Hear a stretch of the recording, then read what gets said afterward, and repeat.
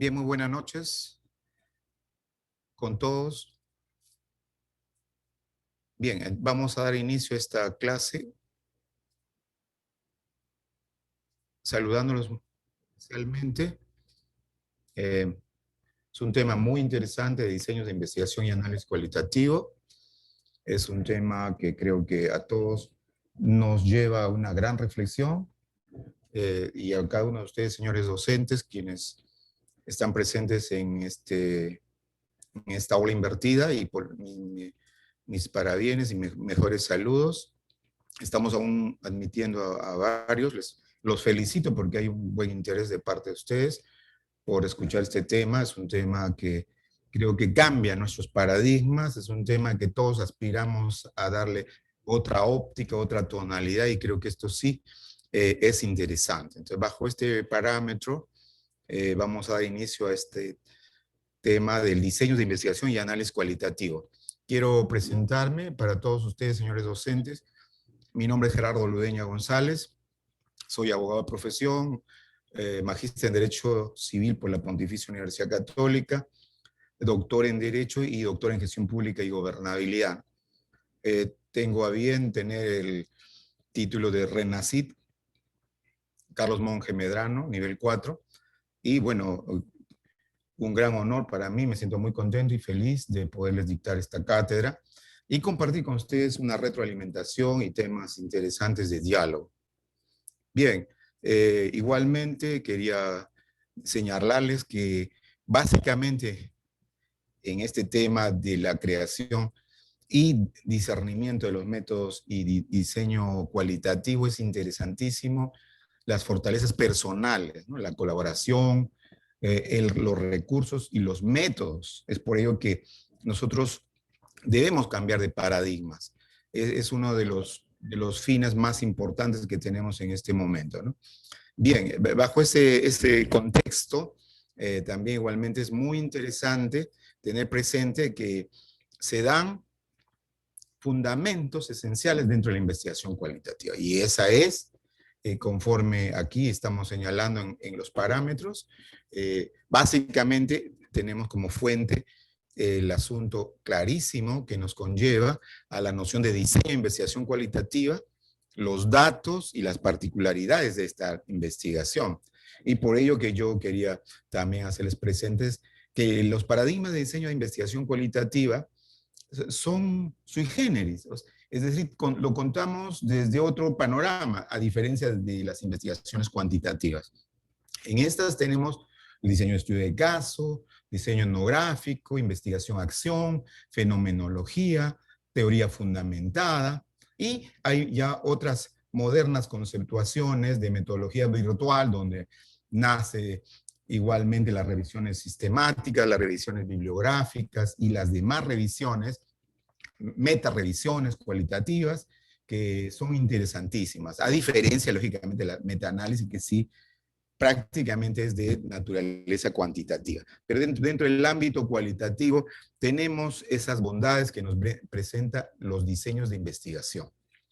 Del mismo modo, veamos, los fundamentos.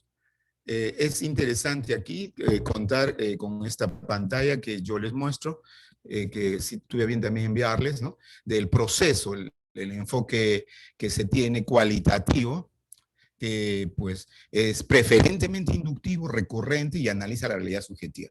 No solamente es inductivo, sino que es también de retroalimentación, abdictivo, es decir, busca la crítica. Y creo que eso también es un tema que es interesante señalarlo, ¿no? Y tiene una secuencia de ida y vuelta, de retroalimentación, de profundización de las ideas, de la amplitud, de la riqueza interpretativa, el contexto del fenómeno. Pero ahí tiene que ver preferentemente el eje. ¿Cuál es el eje dentro de la investigación cualitativa? ¿Quién es el eje de la investigación cualitativa? Es el investigador. Y esta nos tiene que dar luces para hacer un cambio de óptica. Nosotros como docentes muchas veces tenemos a bien asesorar a muchos jóvenes estudiantes, pero estos asesorados presentan su problemática de investigación y el asesor dice, no, no me parece. este tema no va, este tema es repetitivo, este tema no es trascendente, este tema no es muy difundido, no se tiene la bibliografía sobre esto, y cambia el tema. Y entonces ahí surge la gran problemática. Quizás esa sea la respuesta adecuada para un tema propiamente de trabajo y diseño cuantitativo, pero no cualitativo. ¿Por qué? Porque en el ámbito cualitativo, el eje de la investigación, quien tiene que estar motivado con la investigación y quien tiene que dar luces para lo que se quiere investigar, viene a ser propiamente el investigador. El asesor, lo único que tiene que hacer es potenciar esas vicisitudes, esas cualidades que tiene el investigador y direccionarlo a través de múltiples modelos y diseños de investigación cualitativa.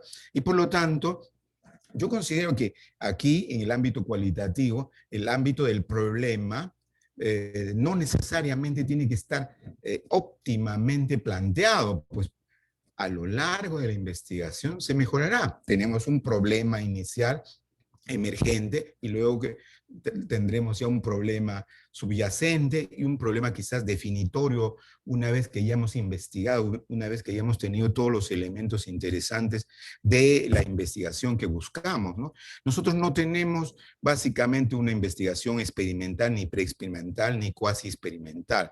Nosotros vamos al tema del asunto a través de otro eje, dentro del paradigma naturalista propiamente. Eso es interesante e importante recordarles, y como muy bien ustedes ya lo han practicado y tienen conocimiento, el conocimiento es interpretativo, el conocimiento es discutible y valorativo, y ahí tiene que ver bastante el tema de la hermenéutica, el tema de cómo yo conceptúo la problemática y cómo comienzo a hacer la investigación buscando realmente conseguir una interpretación adecuada. Y creo que eso también es importante dentro de la investigación cualitativa, esa interpretación. La interpretación que yo la tengo que dar según el contexto y según la metodología que yo planteo, ¿no? Por eso que a la par de la problemática que usted presenta, a la par tiene que contar con una metodología acorde, es preponderante. Es hermenéutica porque a través de la dialéctica, del discurso, del tema del interaccionalismo, se va a brindar, digamos, otras expectativas interesantes. Podría ser fenomenológica también. Sí, pues va a haber temas de narración, temas de grupos focales, temas de discusión, podrá ser etnográfica si vamos a ver análisis de grupos, de historias de vida, de investigación endógena, podría ser de investigación en acción, básicamente en asuntos de índole educativo. Entonces, ahí nos va a presentar otros criterios interesantes. ¿Cómo entender la investigación cualitativa? No existe una definición única. Ese es el detalle. El concepto hace referencia a una diversidad de formas de concebir la investigación. Igualmente, hay básicamente una teoría unificada no existe una teoría unificada sobre la investigación cualitativa ni existe un procedimiento, herramientas únicas, sino están de acuerdo a lo que yo pretendo investigar. El eje viene a ser el investigador, el sujeto, propiamente la investigación, es aquella persona que está procediendo con la investigación. Y eso es interesante e importante. Y de esta manera, las diferentes aproximaciones de investigación cualitativa nos van a dar diferentes criterios importantes, definiciones basadas en particularidades ontológicas, fundamentalistas, separatistas, de oposición, de epistemología, de axiología, de metodología, de retórica de repente, y las definiciones basadas también respecto a si son integradoras, pragmáticas, y ahí van a ver los tipos de investigación que puedan ser básicas, aplicadas, de lo que se está pretendiendo dentro de la investigación, ¿no? ¿Qué es lo preponderante dentro de la investigación? A esta investigación, el dato cualitativo va a ser relevante en ese contexto social particular, ¿no? Que es el fenómeno que buscamos, y va a dar también lugar a que exista preponderantemente en la investigación un aspecto sobresaliente en cuanto a las historias de vida, conductas de la persona, el funcionamiento organizacional, el significado que nosotros queremos, la esencia dentro de lo que buscamos detrás de la apariencia, las fases, que no realmente no tiene un orden de prioridad sistemático, pues uno tiene que conjeturarlo en razón a la metodología y al diseño que está adoptando, y del mismo modo también exigiendo, digamos, estas nuevas ideas o importantes cuestionamientos que se tengan que plantear, ¿no? De ahí surge dentro del comportamiento igualmente la observación, que es preferente, el evento, que es importante, la descripción de la institución, que también es igualmente trascendental, la explicación o en todo caso la documentación que yo pueda tener para fines de poder realizar a través de diferentes técnicas, ¿no? Entrevistas, grabaciones, cuestionarios, transcripciones, que me van a permitir a mí resolver el asunto. Entonces, este es un tema interesante que nos acoge a nosotros. Del mismo modo, las particularidades de la investigación cualitativa tiene una significación interesante, es la flexibilidad del diseño. A ello nosotros nos queremos centrar en este diálogo que tenemos con ustedes, señores docentes, quienes ya tienen experiencia en el tema, quizás preferentemente cuantitativo, y que ahora quieren posicionarse en el tema cualitativo. Entonces, esto es un tema interesante, el énfasis que se tiene que dar en la perspectiva del actor, la importancia de la descripción, y esta descripción tiene que contar con una redacción adecuada y una interpretación y una hermenéutica suficiente, el énfasis en el abordaje inductivo sobre la teoría, esta es importante, ¿no? Y también será sometida, pues, si existe realmente una teoría referida y necesaria, por ejemplo, en teoría fundamentada, preferentemente.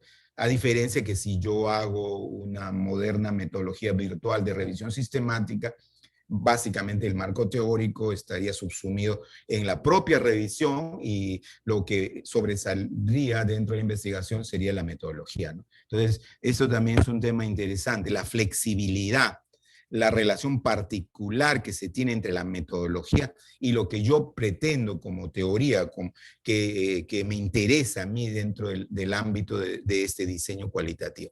Entonces, para ello, dentro de los paradigmas cualitativos tenemos un modelo tradicional y uno interactivo, ¿no? De toma de decisiones, de ampliar estas decisiones, de ver estos componentes, los propósitos, y del mismo modo establecer esta secuencia importante y simultánea, ¿no? Dentro de los diseños.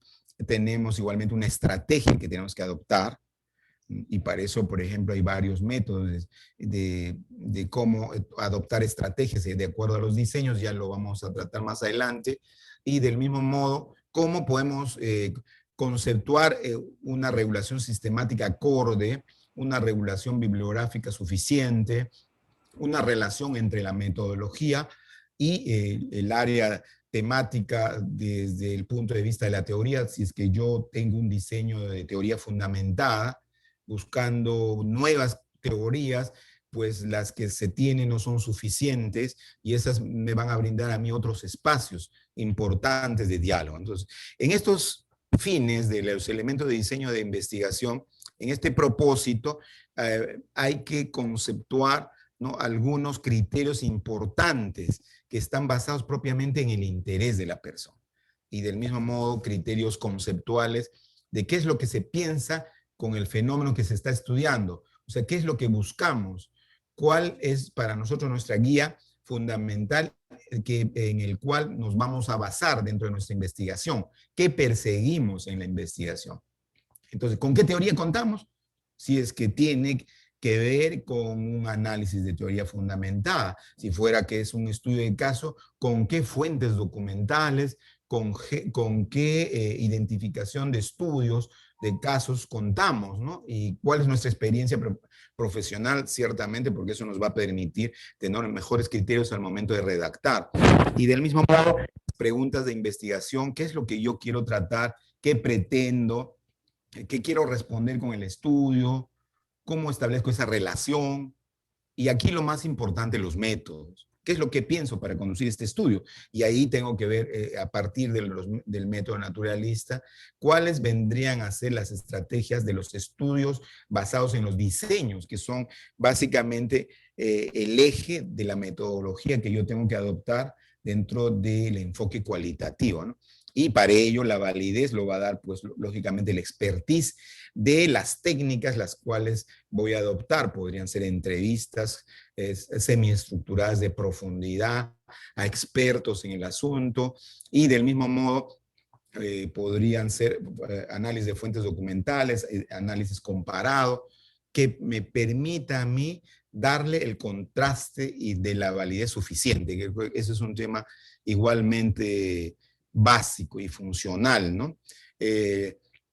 Acá tenemos también algunos criterios que se han mostrado, pero dentro de ellos lo que nosotros queremos darle la categoría es a estos espacios de carácter estratégico, ¿no? De recursos, de objetivos, de alternativas, de flexibilidad en la creación de lo que yo quiero ordenar, del tipo de ordenamiento que quiero darle. Podría ser bibliográfico, sistemático, realista, propiamente teórico y de revisión de tema, o de análisis narrativo de historia. Entonces, hay diferentes criterios que esto podría interesar e importar suficientemente. Entonces, todos estos escenarios, estos contextos, estas decisiones que se van a tomar, son decisiones prioritarias. ¿Partiendo de dónde? Como reitero, de la persona, del investigador, quien tiene que hacer un enfoque global de lo que quiero realizar como investigación.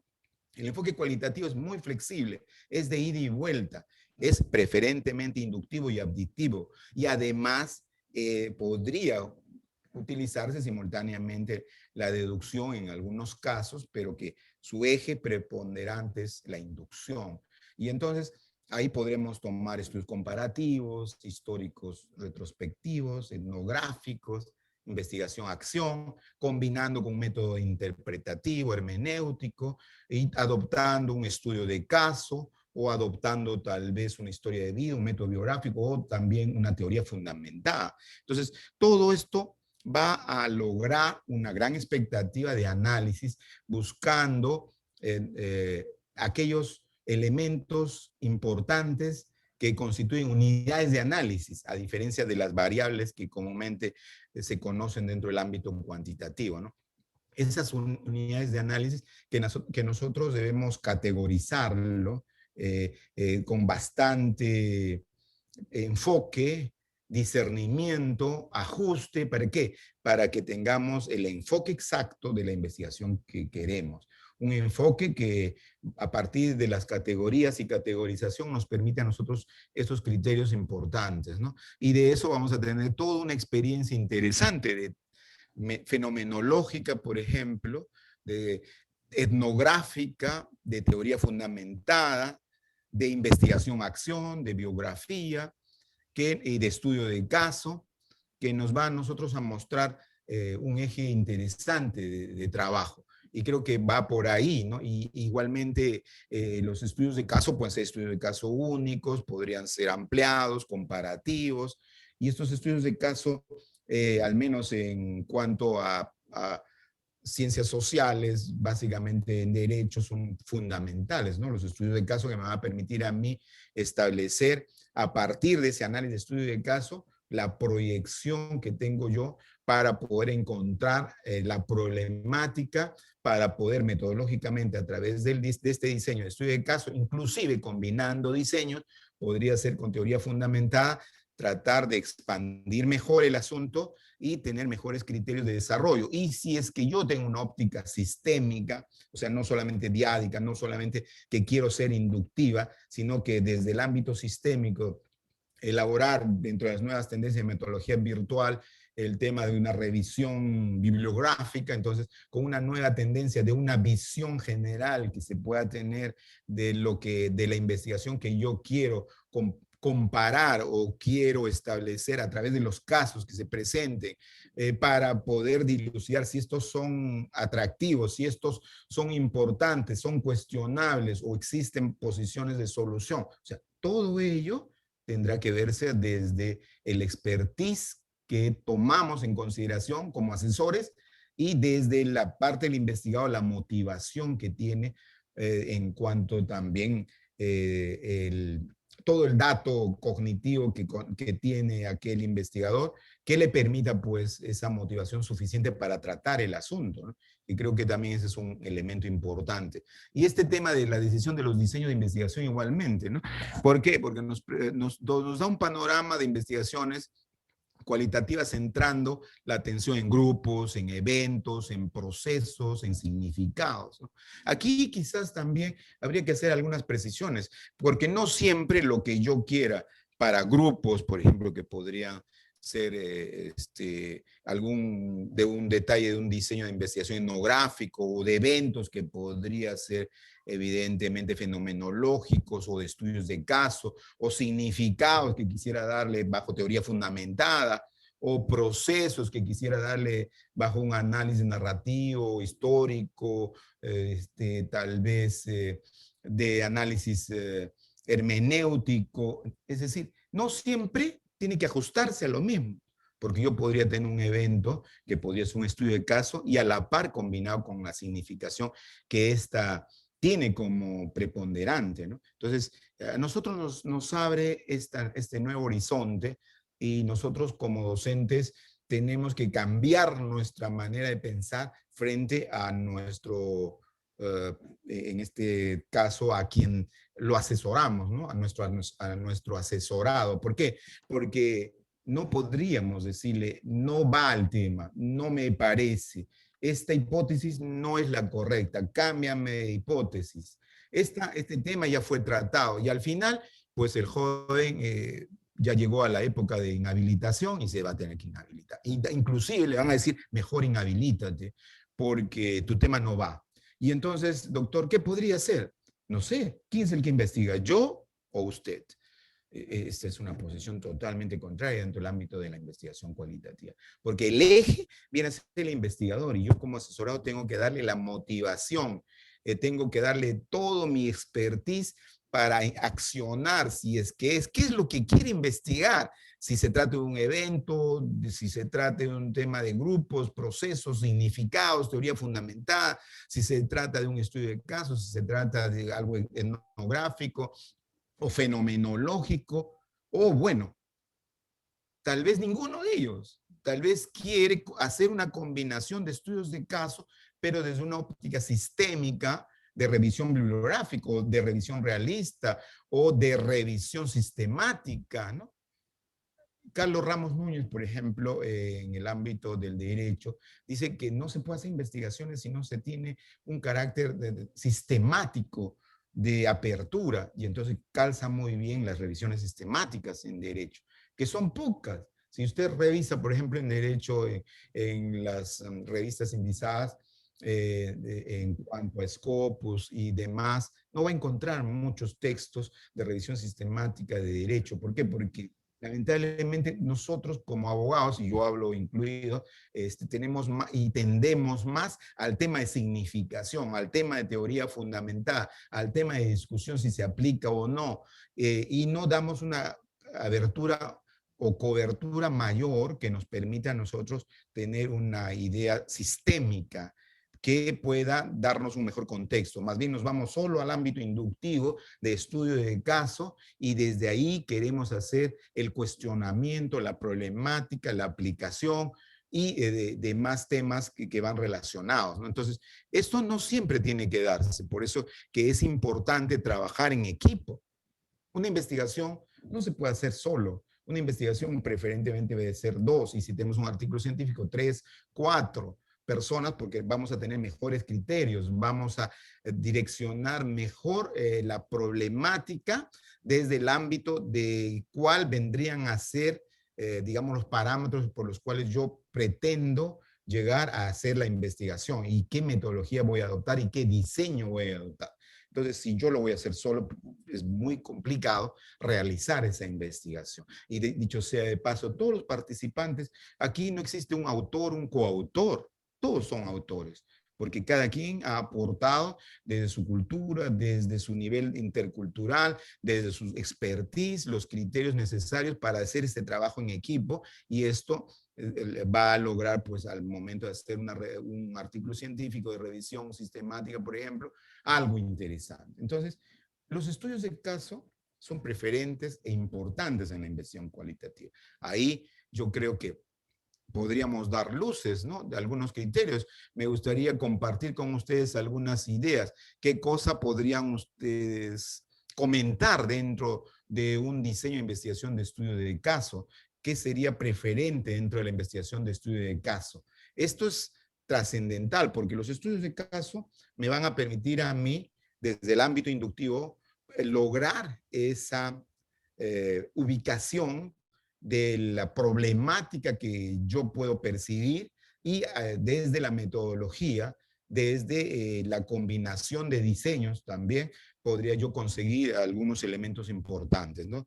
Entonces, ahí este es uno de los temas, por ejemplo, como tenemos nosotros el aula invertida, que nosotros le pusimos en el ejercicio. Y dicho sea de paso, aquí quería aclarar, porque alguno de ustedes me preguntaba del primer ejercicio que se incorporó, pero esa la hemos rectificado y tienen ustedes un ejercicio mucho más acorde, ¿no? Entonces, ese ejercicio que yo les he enviado en el WhatsApp de grupo. Entonces, podríamos, desde el ámbito, por ejemplo, de la vacuna Gate, ¿no? Ver las responsabilidades y sanciones penales en el escándalo de las vacunas Sinopharm. Esta nos va a conllevar a un estudio de caso. Estudios de caso múltiples, estudios de caso que nos permitan nosotros, bajo la investigación de la metodología naturalista, establecer estos criterios. Inclusive podrían ser fenomenológicas, porque podríamos observar caso por caso dentro de su expectativa de cada uno de las situaciones en las que podríamos precisar como estudios de casos que van relacionados y son múltiples y ampliados, ¿no? Por ejemplo, un diseño de investigación cualitativa, un estudio de caso. Del mismo modo, podríamos ver también, por ejemplo, las responsabilidades penales en delitos respecto a los temas de negociación incompatible, posición indebida del cargo y otros de responsabilidad a partir de los responsables, las autoridades, dentro de esta gran problemática de las vacunas. Ahí, por ejemplo, me gustaría compartir con ustedes qué impresión tiene. ¿Este podría ser un estudio de caso o podría ser teoría fundamentada, el tema de las vacunas Gates? A ver, quisiéramos que tal vez ustedes puedan darnos unas ideas, unas pinceladas a través del chat, ¿no? Y podemos comentarlo. Entonces, ¿qué nos podrían decir? ¿Podría existir el método mixto, me dice, basado en el just positivismo y el just naturalismo, pese a uno es netamente objetivo y el otro relativista? Hay muchos, como Hernández Sampier, que contextualiza el método mixto, ¿no? Que hace una combinación tanto de los aspectos cuánticos como de los aspectos básicamente positivistas. Creo que también es importante e interesante trabajar. Exige mayor esfuerzo, mayor compromiso de trabajo, diferentes ópticas de posiciones, inclusive aquí podría darse un metaanálisis de investigación bajo métodos mixtos. Pero si nosotros solo nos circunscribimos en el ámbito cualitativo, entonces podríamos tener explícitamente una revisión bibliográfica o una meta-revisión que va explícitamente relacionada al ámbito cualitativo. Entonces, si yo tengo esta problemática hoy latente de las vacunas y que se discute, ¿no? La fiscal de la Nación dice no hay mérito para poder disponer la prisión preventiva de las autoridades corruptas, quienes han generado, al parecer, dice alguno de ellos, negociación incompatible, aprovechamiento indebido del cargo, concusión, y u otros que podrían, incluso peculado, dicen algunos, ¿no?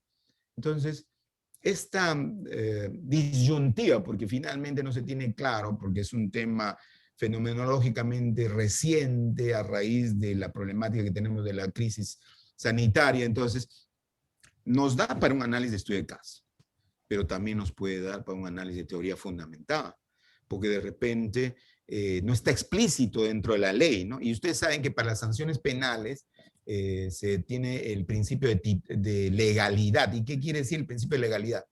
El principio de legalidad exige pues que lo que está establecido en la ley se debe adoptar y cumplir, ¿no? Lex dura, lex ex en el latín. O sea, la ley es dura, pero cierta, tal como se da. Lo que no está prohibido, está permitido. Entonces, si es que no se ha explicitado este tema con un tema de peculado, o si no está establecido esta circunstancia del aprovechamiento del cargo para poder vacunarse, como un tema explícito dentro de un agravante de función, entonces eso podría generar, digamos, diferentes posiciones, ¿no? Entonces ahí, por ejemplo, leemos el vacuna gate, podría ser un estudio de caso, ya que son cuestiones particulares. Muy bien, Edward, yo creo que sí, ¿ve?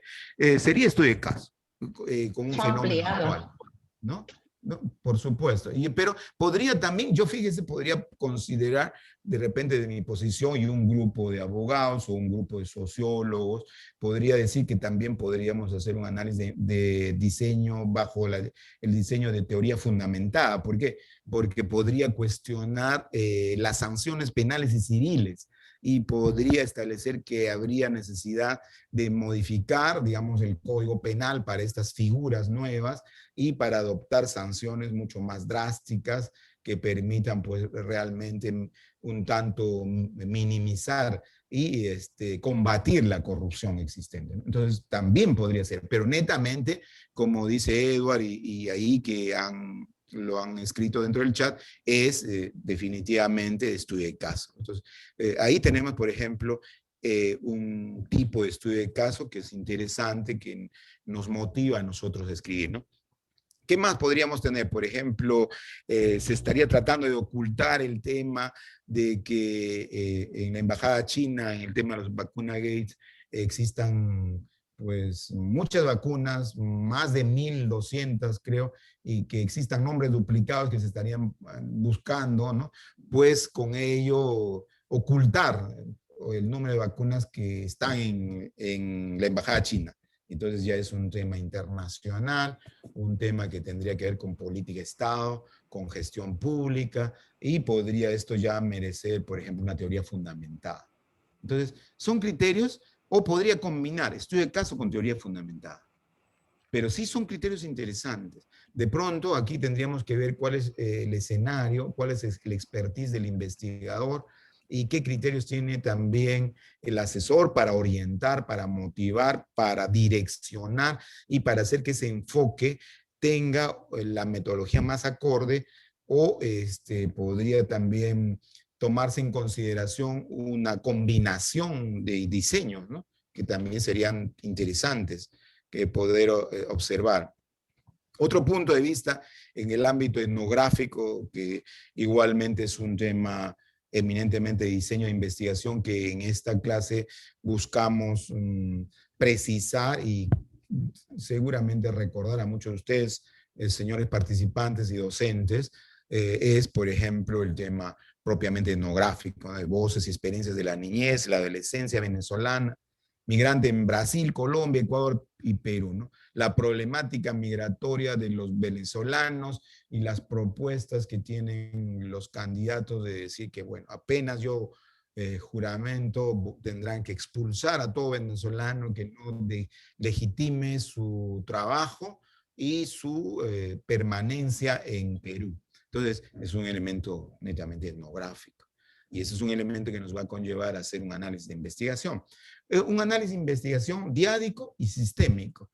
Diádico desde el punto de vista que yo puedo hacer inductivamente estudios de caso de posiciones, de centros de trabajo tal vez, o de lugares de permanencia de los venezolanos, o también podría ser sistémicamente una mirada bajo revisión bibliográfica de cuál es la tendencia, ¿no? de la problemática existente migrante de los venezolanos en Brasil, Colombia, Ecuador y Perú.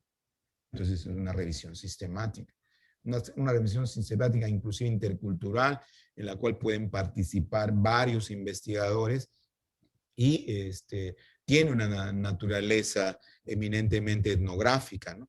Entonces, para nosotros esto nos conlleva a darnos cuenta de que la investigación es mucho más flexible. La investigación no se parametra en que yo tenga que haber identificado correctamente la problemática al 100%, porque puedo tener una problemática emergente, y luego con mi estrategia, con mi metodología, con el diseño del enfoque cualitativo que yo tengo, puedo mejorar el planteamiento de mi problemática. Finalmente puedo tener ya el problema bien redactado al final de mi investigación. Y entonces, como asesor, yo no tengo que poner camisas de fuerza dentro de la problemática. Y esta problemática no está clarísimamente determinada, la investigación no va. Eso es ilógico dentro de la investigación cualitativa. Mientras que en la investigación cuantitativa tiene otras cualidades, ¿no? Y que, bueno, definitivamente tiene que tener claro el planteamiento de la problemática. Entonces, esto es interesante dentro de la investigación cualitativa. Ahí tenemos igualmente la historia de vida, ¿no? Que puede darse igualmente como un diseño interesante de diálogo que se brinda, ¿no? Para ver y hacer un análisis biográfico de un personaje ilustre que podría tener narrativas históricas dentro de su entrevista y sus cualidades, y que un gran aporte que haya sido y haya contribuido dentro del desarrollo de nuestro país, de Sudamérica, la trascendencia que puede haber adoptado dentro de su ejercicio como profesional, en la línea profesional que tiene dentro de su carrera profesional. Entonces, son criterios interesantes que se ajustan, ¿no? Acá también tenemos, por ejemplo, la etnografía y diseño cualitativo en una investigación educativa, que también es un tema interesante, etnográfico, bajo este diseño. El concepto de barrio, el problema de su delimitación, aportes de una aproximación cualitativa etnográfica, que también es interesante. La etnografía y observación participante de investigaciones cualitativas, que creo que también merece un tema de análisis etnográfico, ¿no? O la etnografía antropológica virtual, que también que se presenta dentro de la etnografía. Entonces, son cuestiones interesantes e importantes que nos da estos criterios. La investigación-acción, otro diseño cualitativo interesante, bastante preferente en el ámbito de las ciencias sociales y las ciencias educativas, ¿no?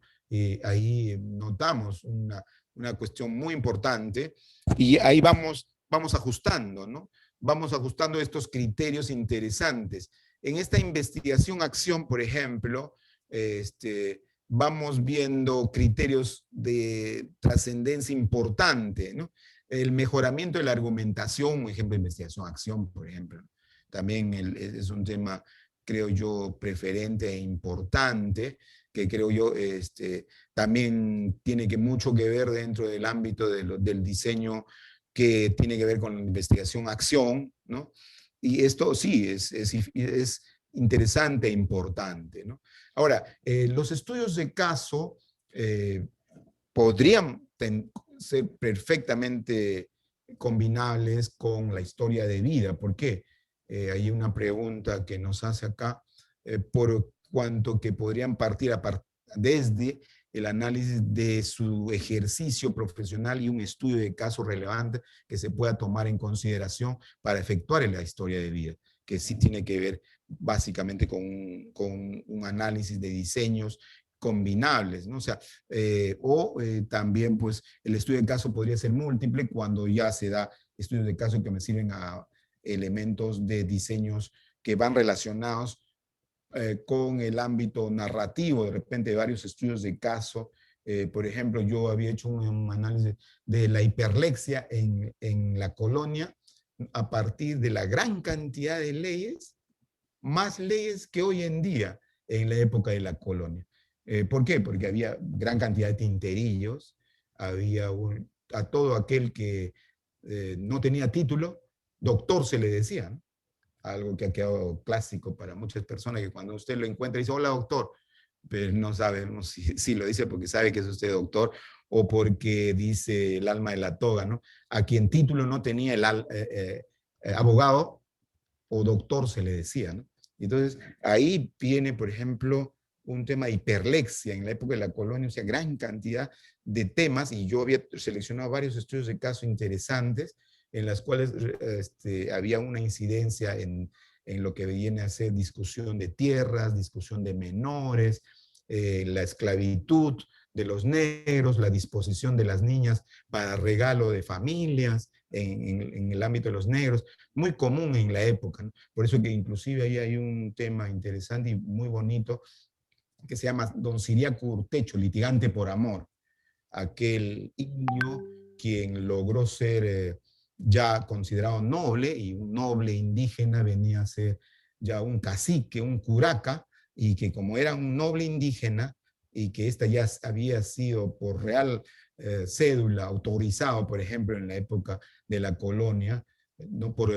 Y ahí ya se lograba desde ese momento un posicionamiento de la nobleza eh, indígena, y entonces podía emancipar a una negra, por ejemplo, y de eso trata Don Ciriaco Urtecho, litigante por amor. Una historia muy interesante en donde un indio emancipa a una negra y logrando que ésta sea liberada gracias a que él era ya considerado noble. ¿Por qué? Porque pagaba sus tributos, ¿no? Ahí se le conocía en esa época. Que no se me diga tributante, ¿no? Sino pechero. ¿Por qué pechero? Porque pagaba. ¿Y por qué pagaba? Para que pueda darle el título de persona, porque aquel indio en la época de la colonia no era considerado esclavo, pero era tratado como un miserabilis. O sea, ¿eso qué significaba? Era despreciado, no tenía la altura necesaria ni la consideración necesaria, y por lo tanto, como era miserabilis, era una persona ociosa, que le gustaba todo tipo de vicios, y por lo tanto estaba muy alejado con la religión y necesitaba acercarse más a la religión. ¿Y todo eso qué hacía? Que se le obligue a trabajos pesados, a trabajos rudos, y que también igualmente se le obliguen las chacaras a cumplir las encomiendas, y todo eso era todo un tema muy interesante que más adelante el virrey Toledo, necesitando fondos para las cruzadas, da una disposición que aquel indio que se considere pechero y que tribute logrará ser un noble, y por lo tanto podrá tener todos los derechos tan igual que los españoles nacidos en Lima.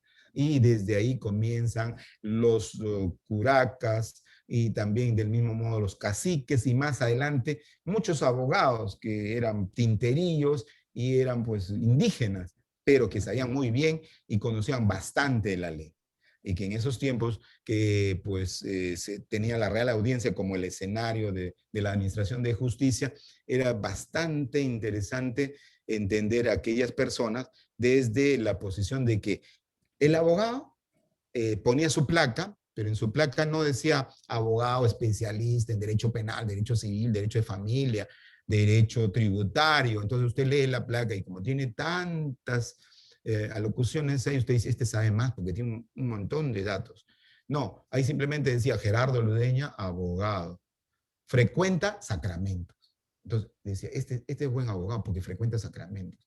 Porque ¿qué hacía el abogado? El abogado iba a todas las misas, el abogado comulgaba en todos los momentos, asistía a todas las procesiones, pertenecía a la cofradía del Señor de los Milagros, de la Santísima Cruz y otras cofradías, archicofradías, en tal sentido que él era muy conocido de la Real Audiencia, y que eran sacerdotes igualmente en derecho canónico y lo ayudaban en sus juicios. Entonces, como era bien conocido, era bien influyente y lograba que sus juicios salgan a su favor. Y si era muy complicado la administración de justicia, entonces había que hablar con el oidor, y este le decía, bueno, ya voy a ayudarte y a cambio de esto vamos a darte una figura, ¿no? Así como si nosotros comparativamente o analógicamente hablamos hoy del tema del hermanito, por ejemplo, y cuando le decía, oye, cómo quieres la sentencia, ¿no? ¿A tu favor, en tu contra? ¿Cuáles son los parámetros? Igual a él le decían, bueno, vamos a hacer un tema en la cual vamos a decir, las leyes se acatan, pero no se cumplen. Entonces, por lo tanto, como ya se había dicho al inicio de la audiencia que las leyes se acatan, pero no se cumplen, finalmente lo resolvían como quieren. ¿Por qué? Porque, como dice François Jenny, en el derecho no existen verdades absolutas. Y entonces se utilizaba todo este lenguaje interesante para poder observar toda una narrativa cualitativa importante del escenario que recorrían pues, los indígenas nobles en la época de la colonia y la hiperlexia de juicios. Es tanto así que había en Lima más abogados que en Madrid, por ejemplo, en la época de la colonia, y nosotros tuvimos el primer código procesal civil del mundo, declarado en Lima y que se encuentra en el Museo de la Nación. Entonces, que fue dado en 1604 y que sirvió como un bestseller del ámbito procesal, 250 años en los cuales este tema tuvo gran relevancia. Entonces, por lo tanto, esto es interesante, hacer un análisis procesal, porque ahí está cómo se notifica, cómo se demanda, cómo se contraviene a la demanda, una contrademanda, cómo se reconviene, cómo se impugna, cuáles son los procedimientos para inspecciones judiciales y otros. Todo ese procedimiento se hizo en Lima a través del primer código procesal civil que se llamó la Curia Filípica, ¿no? Es un documento muy trascendente, 1604, que se encuentra, como reitero, en el Museo de la Nación. Entonces, estos temas interesantes de investigación, acción, de argumentación, también tiene bastante trascendencia en el ámbito educativo, que creo ustedes mejor que nadie, muchos de ustedes que son tan presentes en este evento y que son licenciados en educación, tendrán muchos ejemplos y además mucha motivación para hacer investigación, acción, ¿no? Y utilizar este diseño interesante que pueda permitir, pues lógicamente, un mejor expertise, ¿no? Acá la fenomenología igual, ¿no?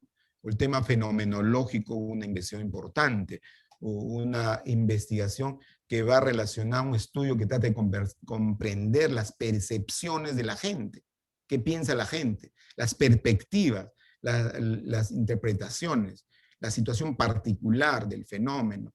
Entonces, acá como muy bien dice esta diapositiva, este método fenomenológico no propiamente parte de un diseño de una teoría, o sea, no es teoría fundamentada, sino de la propia realidad, del quehacer del análisis descriptivo, por ejemplo, ese tema de la inseguridad ciudadana que existe, es más que un tema de teoría fundamentada, un tema fenomenológico. El tema del sicariato, por ejemplo, un tema fenomenológico interesante, importante, ¿no?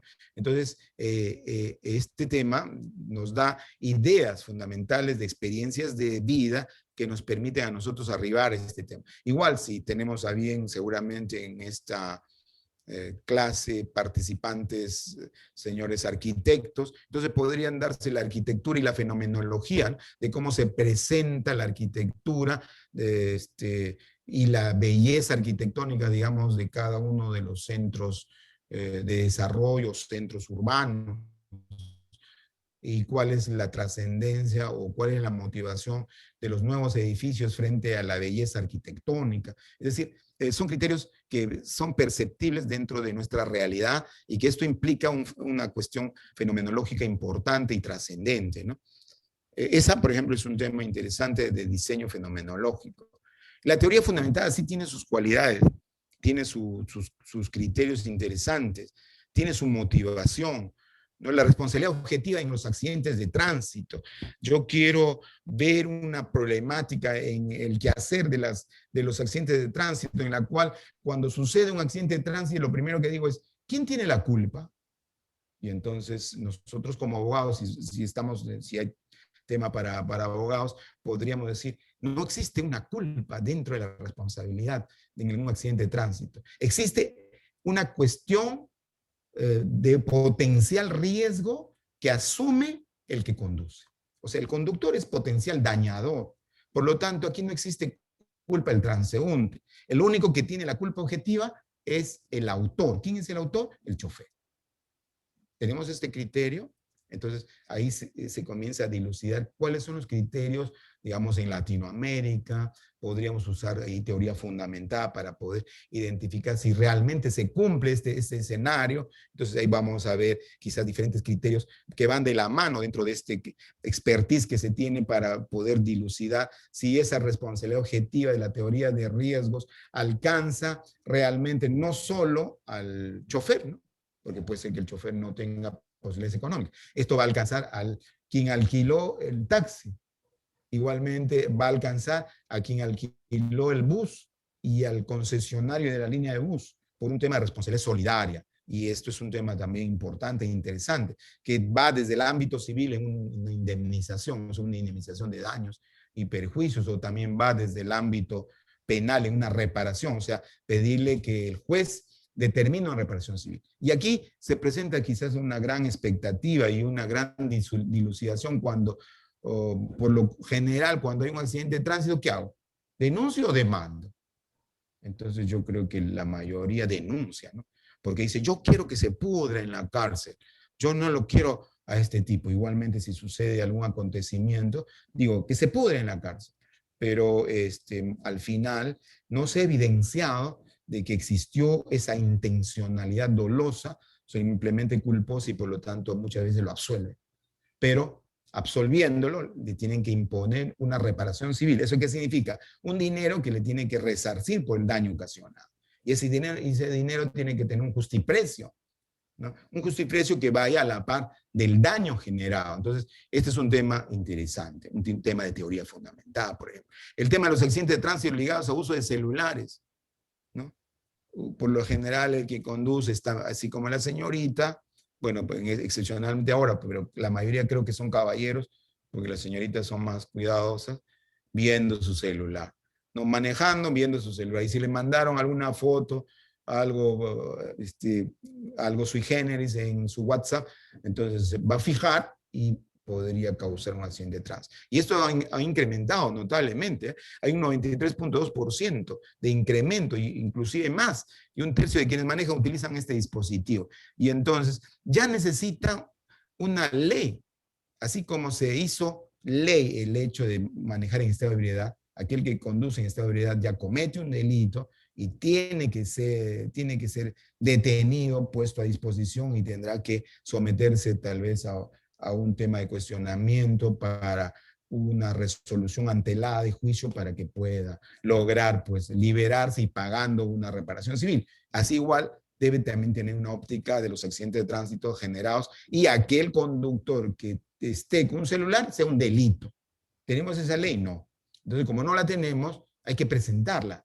Y esa es una teoría fundamentada, por ejemplo. ¿Por qué? Porque estamos queriendo una nueva incorporación de una nueva teoría a raíz de la teoría del riesgo, porque tenemos incidencia notable de accidentes de tránsito desde el ámbito de los accidentes. Y por lo tanto, es exigible ya modificar la situación teórica de los, en este caso del código penal, y para que tenga ya un tema sancionatorio penal, represivo, para que esa persona pueda cumplir con ello. Entonces, ahí podemos observar que esta es una teoría fundamentada. En estos casos de teoría fundamentada, y creo yo, ustedes con un mejor criterio y desde cada uno de su expertise que tiene, que pueda fundamentar, vamos a encontrar ahí el tema de trabajo interesante desde la óptica del diseño y la teoría fundamentada. ¿Y a dónde voy con esta idea? A que cuando nosotros somos los quienes asesoramos a los jóvenes, ahí podemos observar que cuando se redacta un marco teórico bajo la metodología del diseño de teoría fundamentada, ¿cómo debe estar redactada las citas? Pregunto. ¿Citas parafraseadas o citas textuales? ¿Qué consideraría usted? Porque ese es un detalle interesante. Normalmente, por el uso del Turnitin, se recomienda que utilizar citas parafraseadas. Pero eso se las puede hacer en estudios de caso, en etnográficas, en fenomenológicas, igualmente en historia de vida. O sea, todas ellas, inclusive dentro del ámbito hermenéutico, fenomenológico, pueden tener citas parafraseadas. en mi marco teórico, pero más no la teoría fundamentada, porque yo estoy discutiendo una problemática y voy a poner posiciones de juristas, posiciones de quienes yo estoy absolviendo, y tienen que ser mis citas textuales. Estas van a incrementar mi turno, ciertamente, y entonces, si yo tengo una metodología bajo diseño de teoría fundamentada, probablemente mi asesorado va a presentar un estudio de investigación con un 25-27% de Turnitin, y es correcto. Bienvenido. ¿Por qué? Porque hay un expertise que va relacionada a citar textualmente, a identificar las posiciones teóricas, porque el diseño me direcciona a ese sentido. Claro, es muy diferente cuando yo voy a hacer un artículo científico. En un artículo científico no puedo hacer citas textuales. En un artículo científico simplemente voy a dar el contexto parafraseado explícito que me direcciona a esa cita del autor, pero no las voy a poner textualmente. Eso es la diferencia con el artículo científico. Pero cuando sí estoy realizando un informe de investigación, un proyecto de tesis, una tesis, y estoy utilizando un diseño de teoría fundamentada cualitativo, tengo que tener una cita textual, varias citas textuales, y tengo que plantear los ejes teóricos necesarios que puedan sustentar suficientemente lo que yo quiero innovar, lo que yo quiero cambiar, lo que yo quiero demostrar que esa teoría ya es insuficiente, es inaplicable, es obsoleta, ha quedado sin lugar en el escenario fenomenológico existente actualmente dentro de nuestra realidad, ya no se ubica correctamente. Entonces, ahí vamos a tener estos criterios importantes e interesantes que nos muestra esta percepción. Entonces, este diseño de teoría fundamental sí exige mayor expertise, exige un poquito más de esfuerzo, un poquito más de conocimiento. Es un método de investigación de los sociólogos Barney, Glaser y Ansel Strauss. Es una creación de significación desde los datos, un método netamente inductivo, busca extraer a partir de determinadas observaciones o experiencias particulares el principio general implícito en ellas. O sea, ¿qué es lo que busca el principio? ¿Hacia dónde se proyecta? ¿Y qué es lo que implica? Y entonces ahí viene, por ejemplo, un tema muy importante de debate, y ahí necesitamos ubicar teorías. Esto lo diferencia del ámbito cuantitativo, definitivamente. Porque el ámbito cuantitativo tal vez yo voy a tomar un par de teorías referidas a mis variables con sus dimensiones y listo, ¿no? Y esto para ubicarme con las citas, creo yo, hasta donde considero, o tal vez ustedes seguramente tengan un mejor criterio, pero en cambio en el ámbito cualitativo no. En el ámbito cualitativo, dentro de la teoría fundamentada bajo este diseño, tengo que adoptar otros parámetros, ¿no? Y esto es importante. Bien, entonces acá teníamos un pequeño resumen de estas teorías. La teoría fundamentada, la etnográfica, la narrativa, la fenomenología, la investigación-acción. Y esta teoría fundamentada de categorías de procesos, de teoría que explica el mismo, ¿no? Y como decíamos nosotros, la teoría básica dentro de lo que yo tengo que ver incide mayormente en un marco teórico bastante sustancioso, bastante sólido, suficiente, a diferencia de otros tipos de diseños que no los requiero con tanta precisión y que simplemente podría tener un marco teórico suficiente, pero no exhaustivo ni riguroso. El diseño etnográfico, de descripción y explicación de los elementos y categorías que integran el sistema, ¿no? Historia, evolución, política, económica, etc. Este cuadro le da algunos detalles interesantes, la narrativa inclusive de historias sobre procesos, hechos, eventos, experiencias, líneas de tiempo, que también es importante a través de la historia, lo fenomenológico, experiencias propias de la realidad que se dan, ¿no? Con las experiencias que tenemos día a día en diferentes situaciones, que como hoy en día vemos lo más trágico, el tema de inseguridad ciudadana, un tema de análisis fenomenológico desde diferentes puntos de vista, sociojurídicos y de diferentes otros criterios también, ¿no? Políticos, económicos y otros. La investigación-acción desde el ámbito laboral, económico, social, educativo preferente, que creo que esto también va de la mano con estas características dentro del tipo de problema de investigación que yo estoy abordando. Y ahí, pues, reiteramos, ¿no? La teoría fundamentada en base a teoría. Lo etnográfico en base a la descripción, ¿no? Importante igualmente, lo que también es trascendente e importante, ¿no? La revisión sistemática dentro de qué diseño cualitativo se enmarca. Perfecto. Esto es interesante, esa pregunta, porque justamente luego de esto vamos arribando. La revisión sistemática puede combinar, y es una metodología virtual cualitativa que puede combinar teoría fundamentada, narración, fenomenología, etnográfico, investigación, acción, dependiendo de lo que yo quiero, pero que está basada en una tendencia de revisión propiamente, ¿no? Justamente, señorita Gladys, vamos a llegar a justo ahora, acá tengo un tema interesante, luego de este tema de la teoría fundamentada, que ya creo que ya es suficiente, que ya se tiene algunas ideas clarísimas del análisis de cómo realizar una teoría fundamentada, de establecer, por ejemplo, una visualización teórica selectiva, codificada. Acá podemos también inclusive utilizar dentro de la teoría fundamentada el Atlas T. Es como un instrumento importante, ¿no? Que nos va a permitir la codificación de entrevistas, de experiencias, de motivaciones, de inclusive situaciones en las cuales son perceptibles diferencias y otros, ¿no? O comparaciones. El Atlas T brinda todas esas expectativas que, dicho sea paso, es importante, ¿no? Y creo va a haber otra clase u otro taller explícitamente para tratar temas de Atlas T, Mendeley y otros, ¿no? que son importantes dentro del uso de la teoría fundamentada.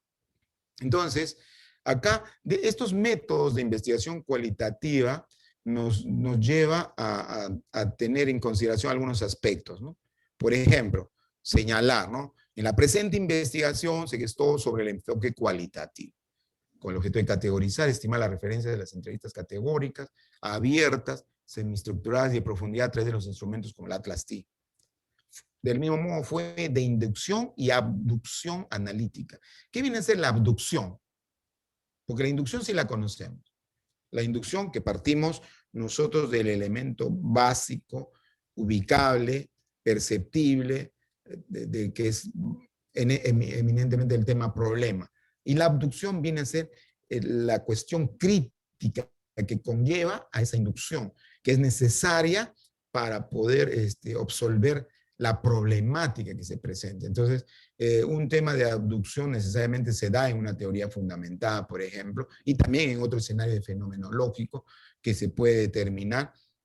Y esto conlleva, pues, a la par a tener un método naturalista, ¿no? Y que también podría ser combinable, y ahí justamente voy a lo que decía la señorita que me preguntó, ¿no? Gladys Zorrilla, para ver, por ejemplo, dentro de la actividad en curso, por ejemplo, un tema propiamente de lo que viene a ser la metodología virtual. Y dentro de la metodología virtual tenemos nosotros ya un estudio bibliométrico de la producción científica, por ejemplo, una revisión sistemática, ¿no? Que dicho sea de paso, lo vamos a precisar con más luces en el momento que veamos los instrumentos en la tercera sesión.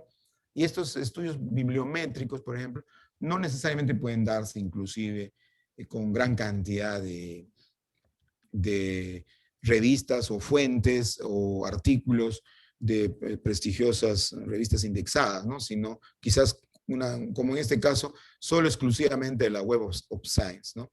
Y entonces, pero sí tomar en consideración criterios importantes de palabras claves, como estamos refiriendo, de introducción, en resumen, que establezca, digamos, la problemática, y dice la formación profesional, al igual que los métodos de enseñanza activos, está adquiriendo mayor interés entre la población, dado su potencial para ofrecer otras salidas formativas y profesionales a los estudiantes, ¿no? Sobre un estudio bibliométrico. Y entonces, esta es una nueva expectativa que se presenta. El objetivo de la presente investigación es identificar la producción científica en todos los tiempos sobre la formación profesional, ¿no?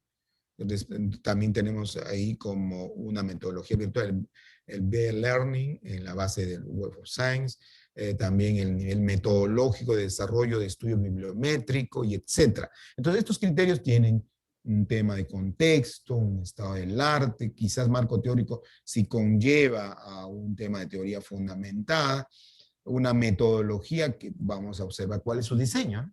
O sea, la revisión bibliográfica es sistémica como metodología virtual, pero el diseño podría ser cualquiera de los diseños cualitativos que estamos mencionando, fenomenológico, etnográfico, narrativo, de estudio de caso, de teoría fundamentada, cualquiera de ellos, ¿no?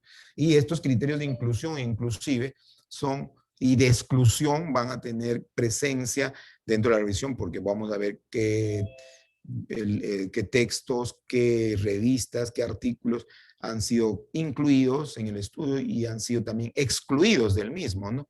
Entonces, este es un tema interesante que nos sacó. Ahí teníamos a Freddy que nos quería comentar. Freddy, tienes el uso de la palabra. Doctor, era para, ya que habló la parte de la lógica abductiva, para que nos ponga un ejemplo en la parte del análisis inductivo, deductivo y la parte abductiva. ¿Podría ponernos un ejemplo de eso, doctor, por favor? Porque esto es algo nuevo que me llama la atención. Ya, mira, normalmente en el ámbito, en el contexto del diseño cualitativo y dentro de los diseños que nosotros estamos presentando, todos tienen su naturaleza y categoría inductiva, no deductiva, porque propiamente la naturaleza deductiva, es decir, que viene de lo general hacia lo específico, es facultad, propiedad, utilidad mucho más sui generis, mucho más apropiada en el ámbito cuantitativo. Pero no se obvia. Por eso justamente Freddy decía, ¿por qué usar inductivo, deductivo y abductivo? Porque el inductivo es el eje. Yo tomo un estudio de caso, yo tomo un asunto que me genera una problemática. Por ejemplo, la falta de atención o el problema de atención de los hospitales a raíz del COVID, ¿no? Entonces, yo tengo una problemática y la cual es inductiva, o sea, la que yo estoy adoptándola como tema eje de mi estudio de investigación, ¿no? Y ese me va a dar y circunscribir mi problemática.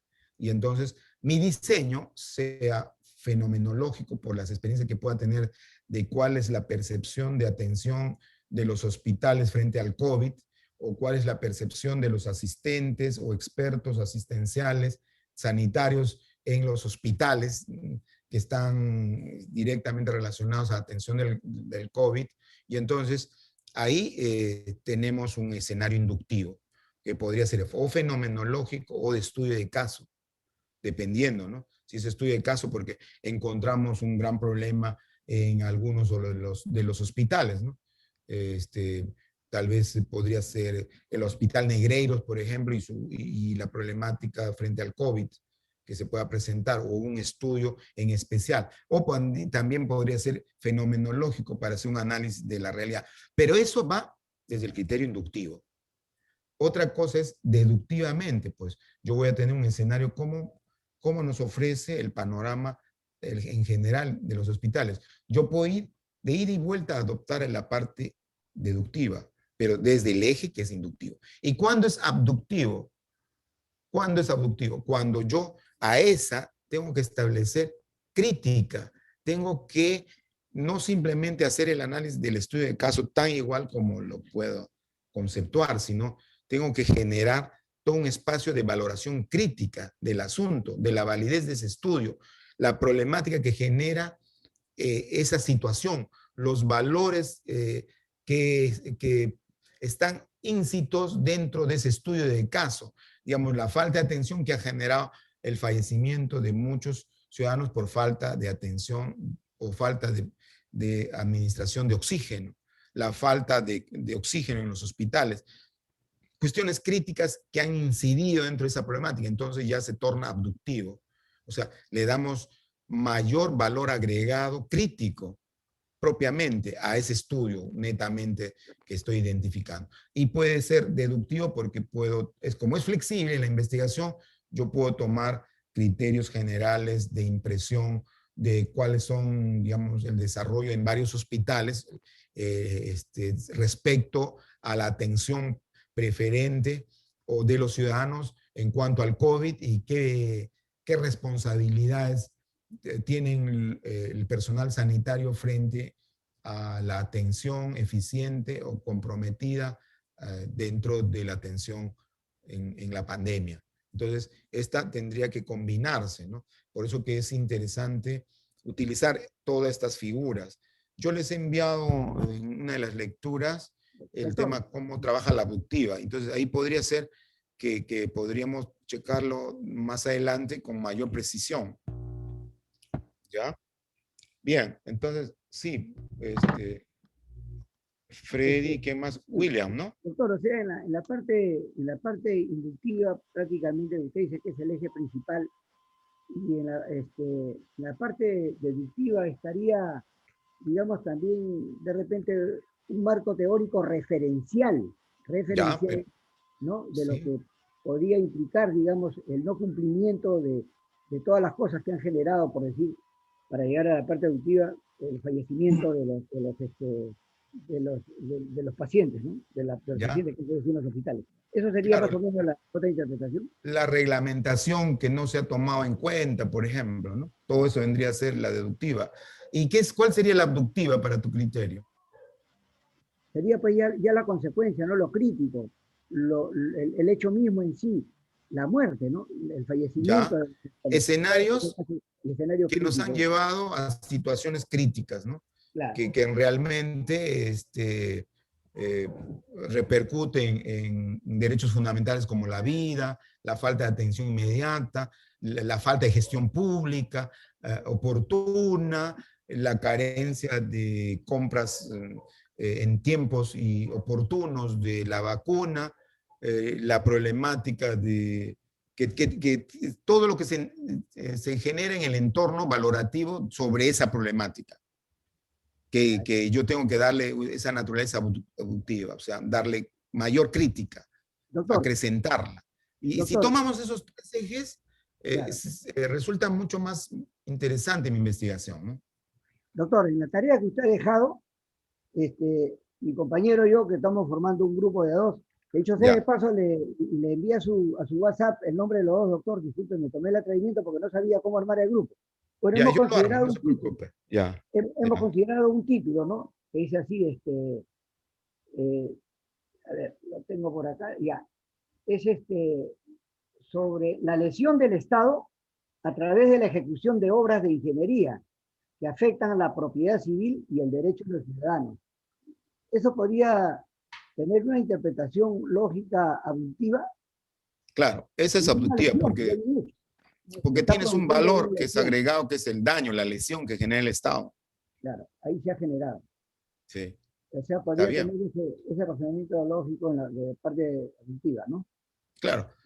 Por eso que justamente ahí en el tema que hemos puesto nosotros en el ejercicio, es que ustedes puedan en grupo, porque la idea es trabajar en grupo, primero, conocerse, dar la motivación suficiente en el grupo, utilizar la expertise que tiene cada uno de ustedes, con la vasta experiencia que tienen desde su ámbito, desde su profesión, y si son ad similis, mejor, y si no, igualmente, ¿no? La interculturalidad es muy importante dentro del ejercicio, que va a combinar y va a darle una esencia. Entonces, un grupo de tres que en el ejercicio dice, creo que después lo mostramos, en el ejercicio le dice, plantee uno de los cinco, me parece que plantee dos, ¿no? O sea, usted quiere hacer de teoría fundamental, quiere hacer etnográfica, quiere hacer narrativa, estudio de caso. ¿Cuál de ellos quiere? Puede plantear, por ejemplo, en este caso, Freddy, ¿cuál sería tu diseño? Sería un estudio de caso, Un porque estudio de caso. ya ha ocurrido ya. Es Ya, algo que ya perfecto. ocurrió. Y Perfecto. se va a explicar eso. Bien. José Williams tiene el uso de la palabra. ¿Qué nos puede comentar? ¿Cómo está? Buenas noches. Buenas Bueno, noches, gusto saludarlo. entremos en un tema bastante complejo, ¿no? Que era el tema de la deducción y la inducción. Ya. Normalmente queda claro que en la investigación cualitativa lo preponderante, no lo exclusivo, es básicamente la inducción. Es que el tema de la... Sí, esto Y, yo... Sí, sí, continúa, José. sí, y ahí quería hacer una referencia, ¿no? Que como compañero que estaba anteriormente, no sé si podría de repente aportar en algo. Ya. Normalmente en el tema de deducción, en estricto está relacionado o está utilizado para el tema de la lógica y la matemática, que tiene como cualidad de mostrar, ¿no? Si las hipótesis o los planteamientos teóricos son exactamente, se pueden exactamente resolver o se pueden demostrar en la práctica.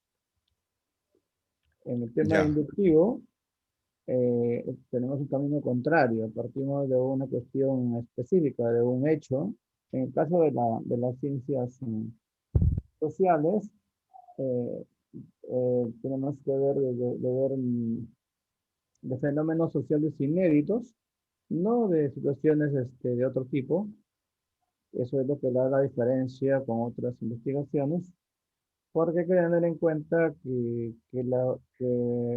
las ciencias sociales permiten conjugaron en su estudio una diversidad de paradigmas, entre comillas, ¿no? Se pueden hacer estudios interpretativos, se pueden hacer cualitativos, se pueden hacer de todo tipo, ¿no? Con una Sí. preponderancia en algunos de ellos. Entonces, ahí la diferencia está ahí, no es, si nos vamos a lógica, pues diríamos lo siguiente, ¿no? Si yo veo en un grupo un cisne de cuello blanco, debo suponer inductivamente que todos los demás son blancos, que tienen cuello blanco, ¿no?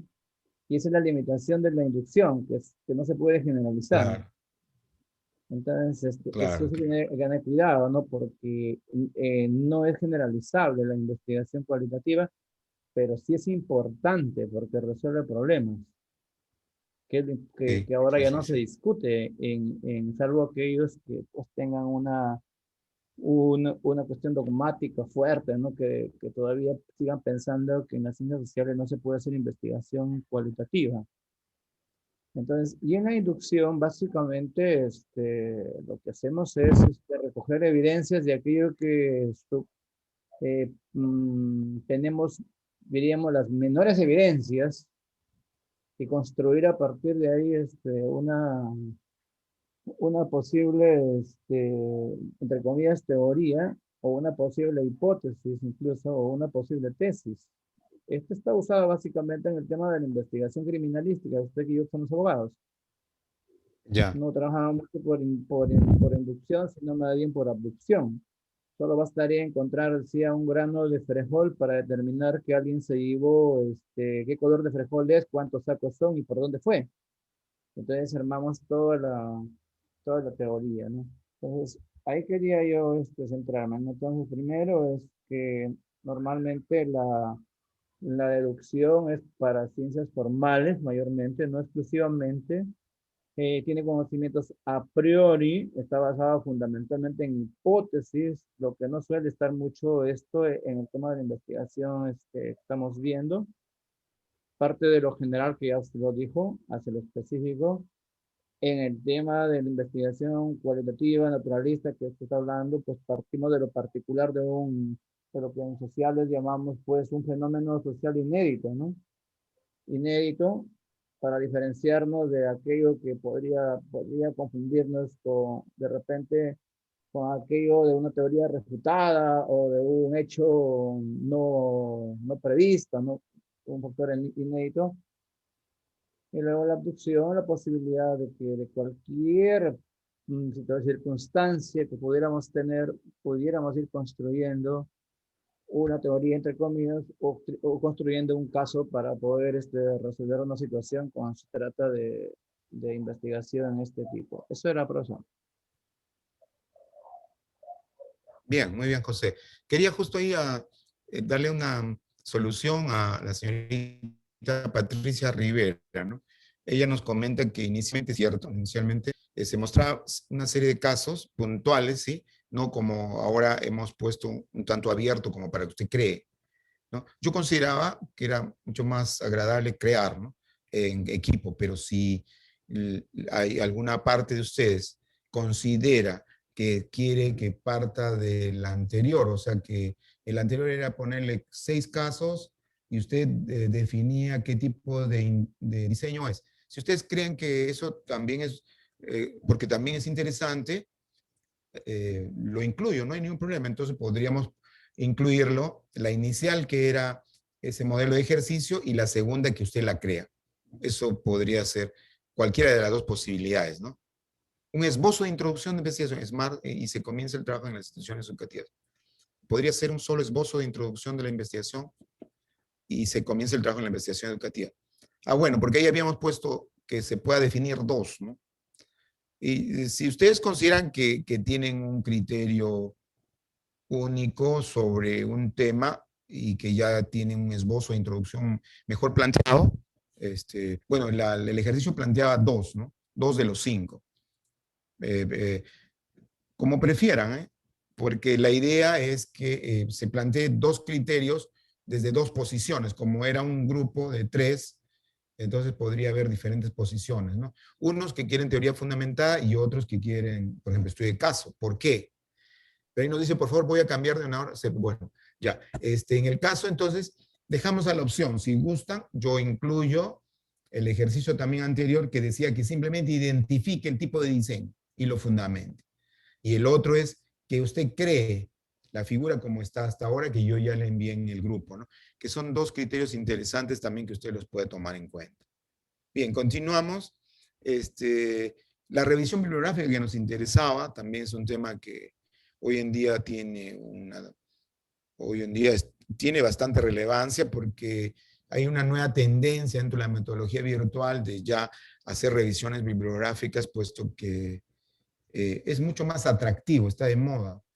En especial, por ejemplo, en el ámbito del derecho, hablando muy pocas personas leen pues, un tema propiamente de teoría fundamental, donde se discuta leyes, porque lo que se quiere tener es un escenario de una lectura agradable, interesante, científica, y entonces mucho mejor prevalencia tiene hoy en día las revisiones bibliográficas. Entonces, eso es muy, muy bonito e interesante. Ahí dice Janet, si mejor, tal vez sea conveniente quedarnos con el ejercicio anterior, porque estamos empezando. Ah, bueno, ya, perfecto, porque yo creo que tal vez darle ya que cree y genere una introducción de un esbozo de investigación le pueda a usted complicar, no hay problema. Yo voy a poner los 2 ejercicios, ejercicio 1 que está ahora y ejercicio 1B que es el anterior. Escojan cualquiera de las 2, ¿no? Y la subsiguiente también continuaremos con el mismo ejercicio. O sea, ¿por qué? Porque este Doctor, es un tema una preguntita. Sí. Doctor, disculpe, una pregunta. Usted habla de un ejercicio anterior. Yo, la verdad que estoy un poco perdido, disculpe, hacía. Ya, Empezamos comento. ahora y yo, en base a lo que usted ha pedido, digamos, hemos formulado ese título que le he mencionado hace un momento. Sí, está ¿A qué bien. se refiere el ejercicio anterior? Disculpe, no entiendo. Los que tienen ahora y los que recién han abierto tienen un ejercicio que está ahí, que es el que está, Freddy también ya lo identificó y ya está trabajando. Pero el inicio, el primer día, cuando se abrió el miércoles pasado, me parece, aparecía un ejercicio un poco más genérico, que simplemente era para identificar nombres y diseños. Bueno, yo lo consideré muy genérico, ¿no? Pero como ya en principio también algunos tomaron en consideración, pueden trabajar esa, que también es una opcional, un ejercicio, ¿ya? Entonces, yo creo que Freddy continúa con tu visión que ya tienes, porque el último ejercicio lo que te está planteando es en tu expertise, trata de armar una introducción. Y yo creo o sea, que con eso ya mato los 2. Sí, perfecto. Ya. El otro es una opcional que si alguno lo ha tomado en consideración porque se planteó el primer día, la primera hora, y luego ese mismo día, pero ya en la tarde se corrigió, Entonces, no queremos generarle ninguna confusión ni ánimos diferentes. Gracias, La doctor. idea es que usted aprenda. Esa es la idea. Ok, gracias. Muchas gracias, doctor. Sí, ya, perfecto. Entonces, el tema de revisión bibliográfica, estimados docentes, es interesante la revisión bibliográfica. Podría ser histórica, con diseño narrativo, de enfoque, pero lógicamente de enfoque cualitativo, ¿no? Que es lo que nos interesa, ¿no? Por ejemplo, la metodología virtual, ¿no? Con el tema de la representatividad de las fuentes primarias y una revisión bibliográfica resulta interesante, en especial de temas históricos, ¿no? Por ejemplo, la noción jurídica de persona atribuida al INE en la colonia, por ejemplo, ¿no? que usa una revisión bibliográfica. Acá también, por ejemplo, hay un estudio de la omnímoda, que viene a ser un documento bastante antiguo encontrado en Madrid, que habla sobre una forma de diseño de gestión política, ¿no? Que buscaba, pues, presentar una nueva óptica a Carlos V, por ejemplo. Entonces esa tiene propiamente una revisión bibliográfica, que aquí yo les puse en el YouTube, que sería interesante, por ejemplo, que ustedes lo puedan ver, que habla sobre una expectativa de cómo se planteaba nuevas situaciones de gestión política en Madrid, ¿no? Al igual que nosotros tuvimos con el tema de la nueva crónica y buen gobierno, ¿no? De Felipe Guamán Poma de Ayala. No olvidemos que Felipe Guamán Poma de Ayala fue un indio, ¿no? Quien logró educarse, letrado, y que luego escribió la nueva crónica y buen gobierno, y que presentó a la corona, pero que lamentablemente nunca fue escuchado, ¿no? Entonces, eso es importante. Ahí se podría colocar el link en el chat. Ah, perfecto, ya. Aunque esta la tiene la tiene en, le envío en el WhatsApp de grupo. ¿Tienen el WhatsApp de grupo ustedes? Ahí lo tienen este link, ¿no? Ahí, ya, doctor, gracias. Sí, perfecto. Entonces, es muy interesante esta de la omnímoda, que habla sobre el posicionamiento importante en la época, ¿no? Bien, ahí vamos a ver. Ya continuamos.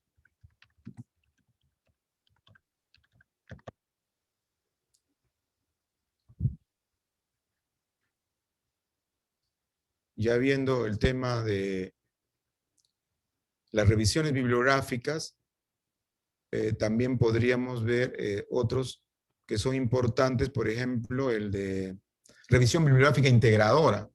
¿De qué trata esa? La revisión bibliográfica integradora. Porque esta primera que digo sobre las narraciones son revisiones bibliográficas históricas narrativas. También podríamos tener una revisión bibliográfica integradora, que basa también un enfoque sistemático, riguroso, de revisión narrativa, pero que ya tiene fundamentalmente una síntesis de conocimientos teóricos sobre la investigación. O sea, no simplemente es narrar, capitular situaciones de eventos, ¿no? No simplemente es eso, como la anterior revisión, sino cuando es una revisión bibliográfica integradora ya tenemos que observar investigaciones que han visto el asunto desde el ámbito narrativo. O sea, hacer un recuento integrado de revisiones bibliográficas, pero que tienen detrás una metodología de revisión. O sea, tiene una categoría interesante también, que propiamente se utiliza en el ámbito histórico. Tenemos también la revisión bibliográfica panorámica, que es un método de síntesis también de conocimientos, pero ya para ver evidencias de fenómenos. Por ejemplo, en revisión de ciencias de la salud, yo podría hacer una revisión del contexto de la problemática del COVID en Latinoamérica. Y entonces esta va a contener evidencias.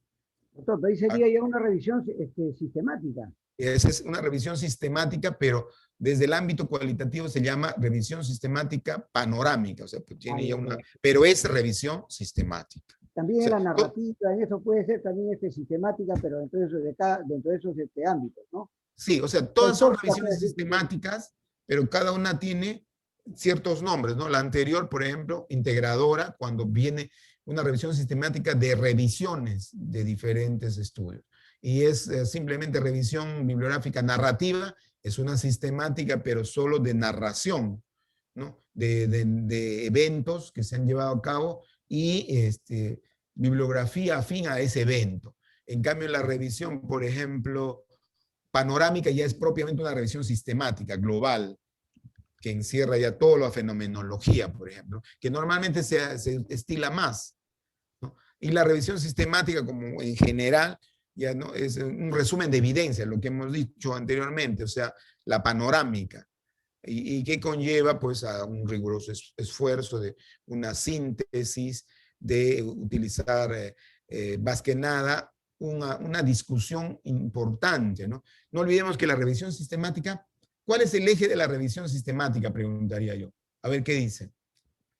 ¿Cuál es el eje de la revisión sistemática? Bueno, en la sistemática, a ver, se utiliza ya la estadística, ¿no? Podríamos utilizar la estadística. En cambio, en la anterior, en la otra, ¿cómo se llama? La sistemática, y la otra es... ¿Bibliográfica? No, tiene otro nombre, revisión sistemática, y la otra es, se lo tengo en la punta de la lengua. Metaanálisis. Metaanálisis. No utilizamos utilizamos la estadística, pero como resultado, no como como un análisis estadístico. No hacemos análisis estadístico, mejor dicho, en el metaanálisis. Ya. Pero sí se utiliza la estadística. Ya. Ese es en el metaanálisis. Claro, pero en propiamente... en el otro sí utilizamos, en el análisis sistemático sí utilizamos la estadística. Es lo mismo que el metaanálisis, pero lo utilizamos la estadística y es de más profundidad, un trabajo más completo. No. Bueno, esa es una posición, ¿no? Porque, a ver, lleguemos a un consenso. ¿Qué dice Gladys? Doctor, Sí. bueno, hasta donde he leído, tengo entendido que la revisión sistemática, bueno, uno elige un tema, digamos, ¿no? Que sea de nuestro interés. Y buscamos en los artículos científicos quiénes han escrito sobre eso, ¿no? Perfecto. Poniendo nuestros criterios de inclusión, de exclusión, usando pues el álgebra booleana, o sea, todos los buscadores, los gestores, todo lo que nos ayude a hacer una buena revisión. Perfecto. ¿No? Y en función de eso, pues vamos a hacer una redacción, una argumentación, ¿no? Si hay coincidencias, si hay discordancias, pero no hacemos estadística, entiendo, en esta revisión sistemática. Perfecto. Entonces, lo que queremos aclararle a Freddy... ¿Doctor me permite? Sí, doctor, me permite. Creo que están confundiendo algo. Lo que sucede es que en la revisión sistemática se utilizan porcentajes. Ya. ¿No? Se utilizan porcentajes. En cambio, en el metaanálisis se utilizan otros estadísticos, por ejemplo, estadísticos de comparación. Incluso se puede utilizar una regresión logística. Esa es la diferencia. En el análisis sistemático nos quedamos digamos, en la pura, digamos, inclusión de algunos porcentajes nada más. Claro, referenciales, claro. Son por eso referenciales, justamente en cambio, el metaanálisis ya incluye estadísticos, incluso comparativos. Así ¿no? es. Claro. Entonces, y es ya prácticamente cuantitativo. Lo que puede pasar es esto, ¿no? Sí. Que empezamos con un trabajo de revisión sistemática y si encontramos todo un conjunto de coincidencias en el trabajo, podemos aterrizar en el metaanálisis. Eso sí puede pasar. Gracias, doctor. Sí, muy bien. Muy bien. Entonces, justamente eso queríamos precisar a Freddy, porque Freddy tiene la concepción inversa. Tenía la duda. Gracias. Entonces, hay que corregir, o sea, y si nosotros hacemos propiamente una revisión bibliográfica, podría ser eminentemente cualitativa, pero la metaanálisis, como dice el doctor Juan Méndez, ya conlleva a estadística comparada, etcétera, ya es inclusive pues mixta o básicamente cuantitativa, ¿no? Entonces, estos son cuestiones y criterios que tienen que ver con la parte cualitativa, pero que son metodologías importantes que hoy en día se utilizan, ¿no? Que podría ser inclusive una revisión realista, como podríamos señalar también acá, que es también sistemática, solamente cualitativa, ¿no? Que son criterios interesantes. importantes, o revisión paraguas, o revisión de revisión, eminentemente cualitativo, ¿no? Que Doctor, son buenas criterios. noches. Sí, sí, doctor. Buenas noches. Siempre he escuchado que las revisiones sistemáticas se exige un número de 50 artículos para arriba para poder hacer un buen análisis, ¿no es cierto? ¿Sí? Algunos piden 100 artículos inclusive. Mi pregunta es, si yo reviso 50, esos 100 artículos, ¿esos 50 o 100 tienen que ir en las referencias o solo los que utilizo como de manera puntual? Es que ahí, bueno, en principio, esto no tiene una regla, pero como usted refiere, 40 es el mínimo, pero 50 creo que está dentro de ese rango. Pero sin embargo, hay revisiones bibliográficas que exigen la inclusión de unos 40, pero en el momento de la exclusión usted va a definir, o sea, no necesariamente van a ir todas, sino las que usted ha considerado propiamente, ya descartando todas aquellas que no tienen la directa influencia. Pero igual en el APA 7, no sé si usted ha leído el APA 7, les vamos a mandar el APA 7, las referencias van incluidas estrictamente las que las ha considerado, y la bibliografía sí debieran ir todas las que ha trabajado. O sea, hace dos acepciones, ¿no? Referencias, todas las que ha trabajado, las que ha referenciado. Y bibliográficas, las que ha trabajado propiamente, sin referenciarla. Entonces, son criterios que propiamente también le exige dependiendo de la revista donde la cual escriben. Son cuestiones coyunturales, pero sí, como dice usted, tienen en promedio entre 40 a 50 mínimamente, ¿no? Como referencias. Ok, doctor. Muchísimas gracias. Sí. Ya, entonces, ese tema de la revisión sistemática inclusive tiene esta declaración Prisma, ¿no? Que seguramente muchos de ustedes conocen ese protocolo interesante que va a determinar el diagrama de flujo, que le va a dar dentro del ámbito cualitativo digamos, el eje de lo que yo quiero trabajar, y tendrá pues ahí ciertas características como la pregunta de interés, el buscador, la selección, la evaluación, la síntesis, las inferencias, que tienen que ver con propiamente el trabajo de la revisión sistemática, ¿no? Y también hay otras técnicas, ¿no? Como la técnica del método Delphi, que es retroalimentación comparada, donde se recoge información de los expertos y se filtra los contenidos, se genera algunos asuntos de paneles de discusión, pero bajo dinámicas de grupo, y se integra también técnicas estadísticas, pero referenciales, ¿no? Que viene a ser el método Delphi, que también tiene que ver como un sistema de trabajo con sus características, o también el método de análisis de contenidos, más que nada en teoría fundamentada, que va referida básicamente en temas de humanidades, un conjunto de técnicas, de comunicaciones, que igualmente son importantes. Entonces, ya recapitulando, digamos, a este momento de este diálogo que hemos tenido con ustedes, habría que ver las pautas para elaborar una investigación, ¿no? Propiamente, usted predice la temática. Eso es interesante, predecir la temática, plantear la problemática, que más adelante va a ser una problemática emergente y luego va a circunscribirse en la correcta problemática que tengo a raíz de la metodología empleada y a raíz de cómo he presentado mi discusión, que es un tema muy importante. Luego tenemos el tipo de redacción que tiene que ser muy interesante para el lector, ¿no? Algo muy motivador, que refleje el contenido del corpus. O sea, es importante la redacción, los conectores, los elementos interesantes que den luces para una adecuada argumentación hermenéutica suficiente, que también es importante, ¿no?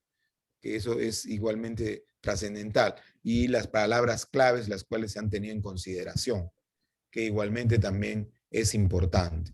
Del mismo modo, tenemos las experiencias, percepciones, sentimientos de los participantes, porque como habíamos dicho a un inicio, el eje del escenario del enfoque cualitativo es el participante, los investigadores, ¿no? Que esto no debemos obviar, es prioritario. La información detallada que se haga de manera correcta, profunda, acuciosa y necesaria, porque tampoco es escribir abultadamente, ¿no?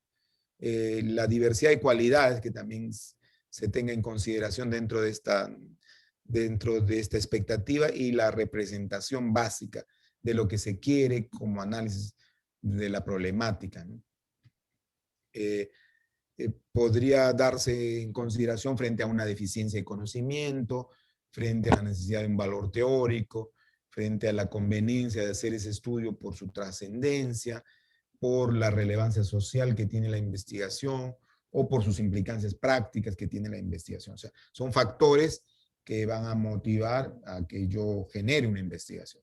Entonces, esto es importante desde la posición que tenga cada uno, desde el expertise que tiene cada uno, de su experiencia que tiene cada uno, ¿no? Criterios también cualitativos de preferencia usual como verbos dentro de los objetivos, ¿no? De describir, analizar, entender, desarrollar, explorar, profundizar. Son verbos que dan una acción con enfoque cualitativo inestricto, ¿no? Entonces, por lo tanto, siempre es bueno tener en cuenta estos verbos y el contexto fenomenológico, el lenguaje neutral, cuando nosotros realizamos la discusión y resultados, la especificación de quiénes son los participantes, igualmente el contexto de la investigación, los participantes, quienes son los investigadores que tienen iguales condiciones como autores. Se obvia el tema de la coautoría, porque en sí todos participan dentro de la experiencia de la investigación y por lo tanto no debe haber preferencia de más o menos, y no porque va primero sea el autor y va al último sea el coautor. No, no necesariamente.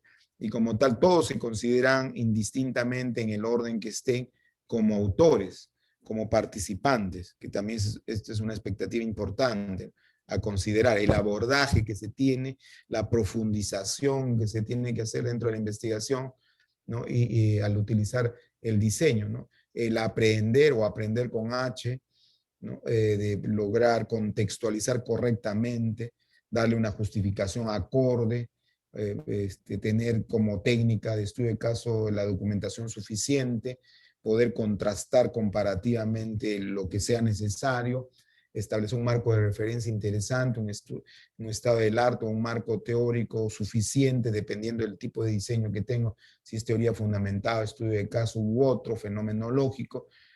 También igualmente la contrastación comparativa, si es que quiero arribar, Littré dice, comparar realmente implica no simplemente hablar de semejanzas y diferencias.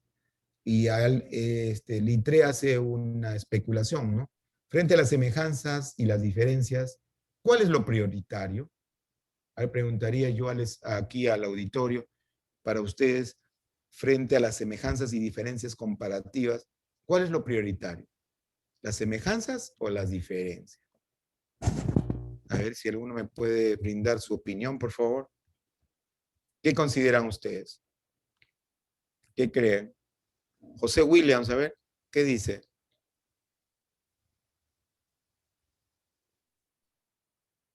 ¿Qué refiere? ¿Qué considera? Yo creo que ambas, ¿eh?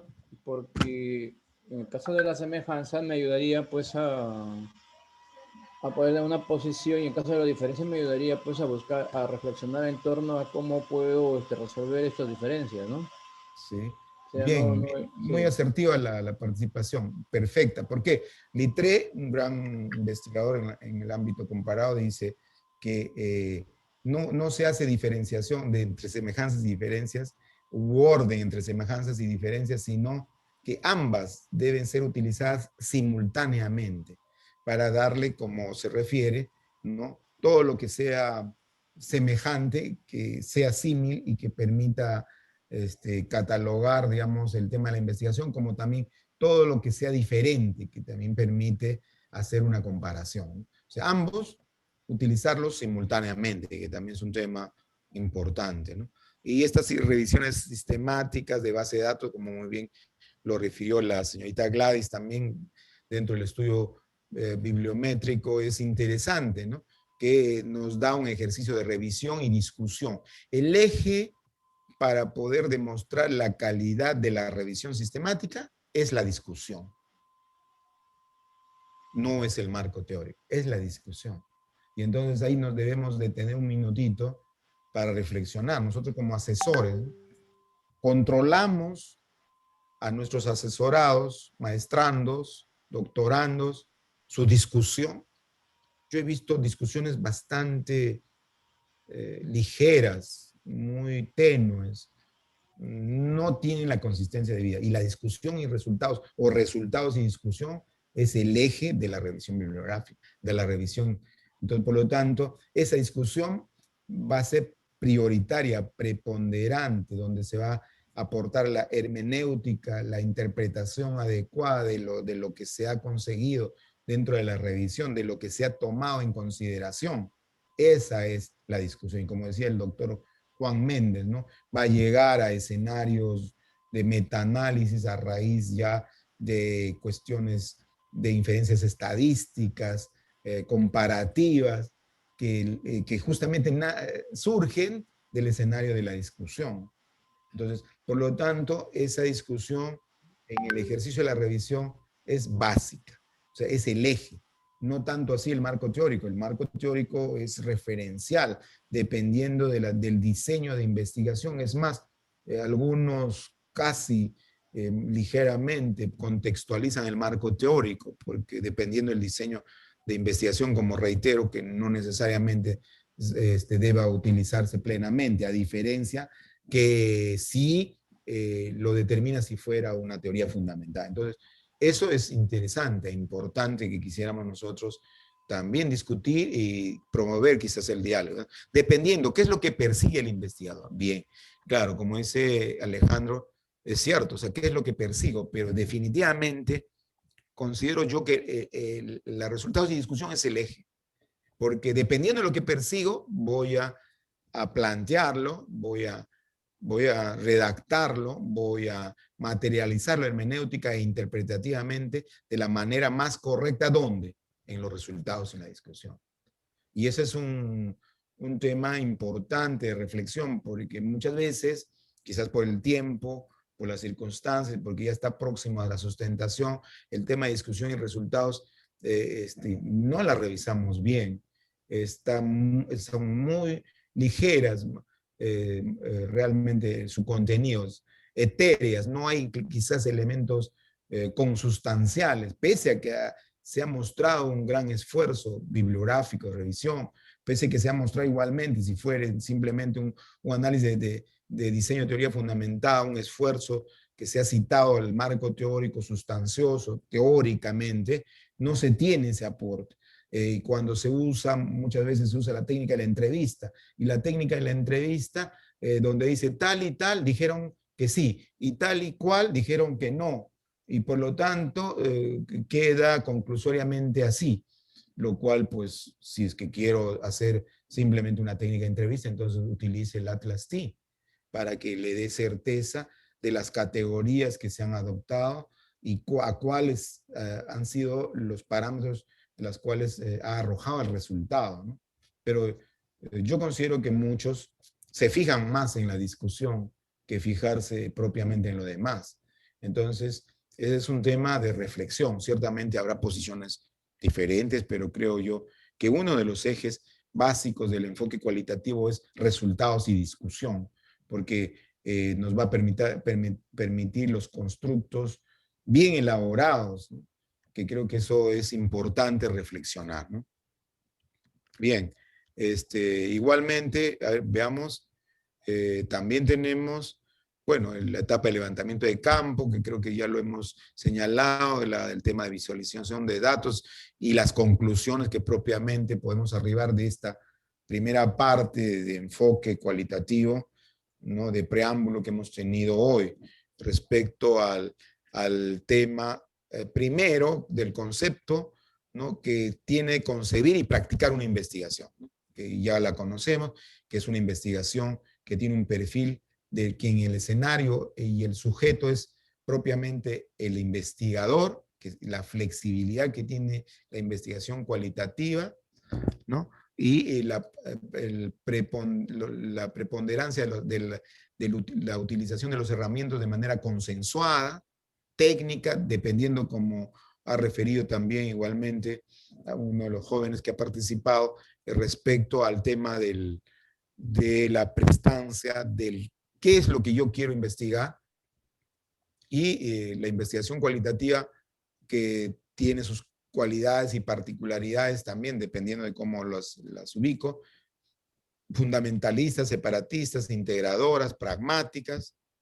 El otro punto de datos cualitativos, básicamente en el contexto, la peculiaridad que tiene la investigación cualitativa, menos estructurada, más flexible, mayor énfasis en el actor, que viene a ser el investigador, evitar el tema de propiamente de solo un abordaje inductivo, que sí es el escenario sobre la teoría, pero puede ser abductivo y deductivo a la vez, de ida y vuelta, y la relación particular que se tiene al respecto, ¿no? Que es interreflexivo. Entonces, consideramos que eso también es importante.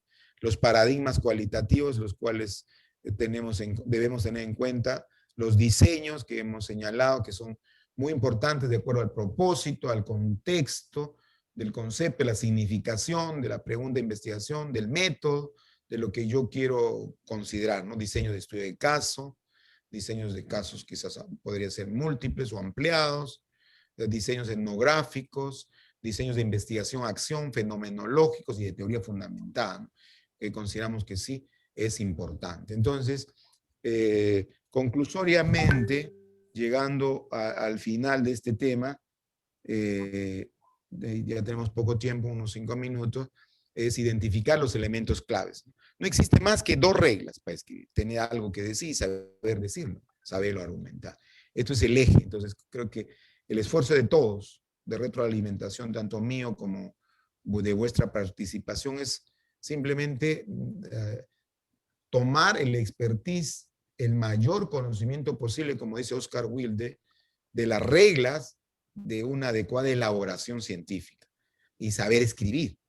Justamente ahí se va a materializar el esfuerzo de que yo conozca estos tipos de diseño, y por eso también va ese ejercicio, porque me induce a saber escribir, a tener algo que decir y saber decirlo. Ambos espacios, saber argumentar. Por eso que usaba el ejercicio último. Pero sin embargo, si alguien lo quiere hacer el primer ejercicio solo le va a inducir a saber decirlo y saber argumentarlo, pero más no a tener algo que decir. Y al tener algo que decir es realmente generar esa cuestión de Estado, esa cuestión importante de creación del tema problema, que creo que es importante que nosotros tengámoslo presente siempre en cada momento, ¿no?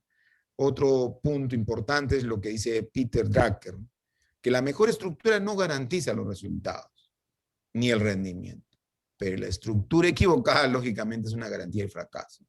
En este tema, la estructura es flexible, es combinable en el ámbito cualitativo, no es rígida.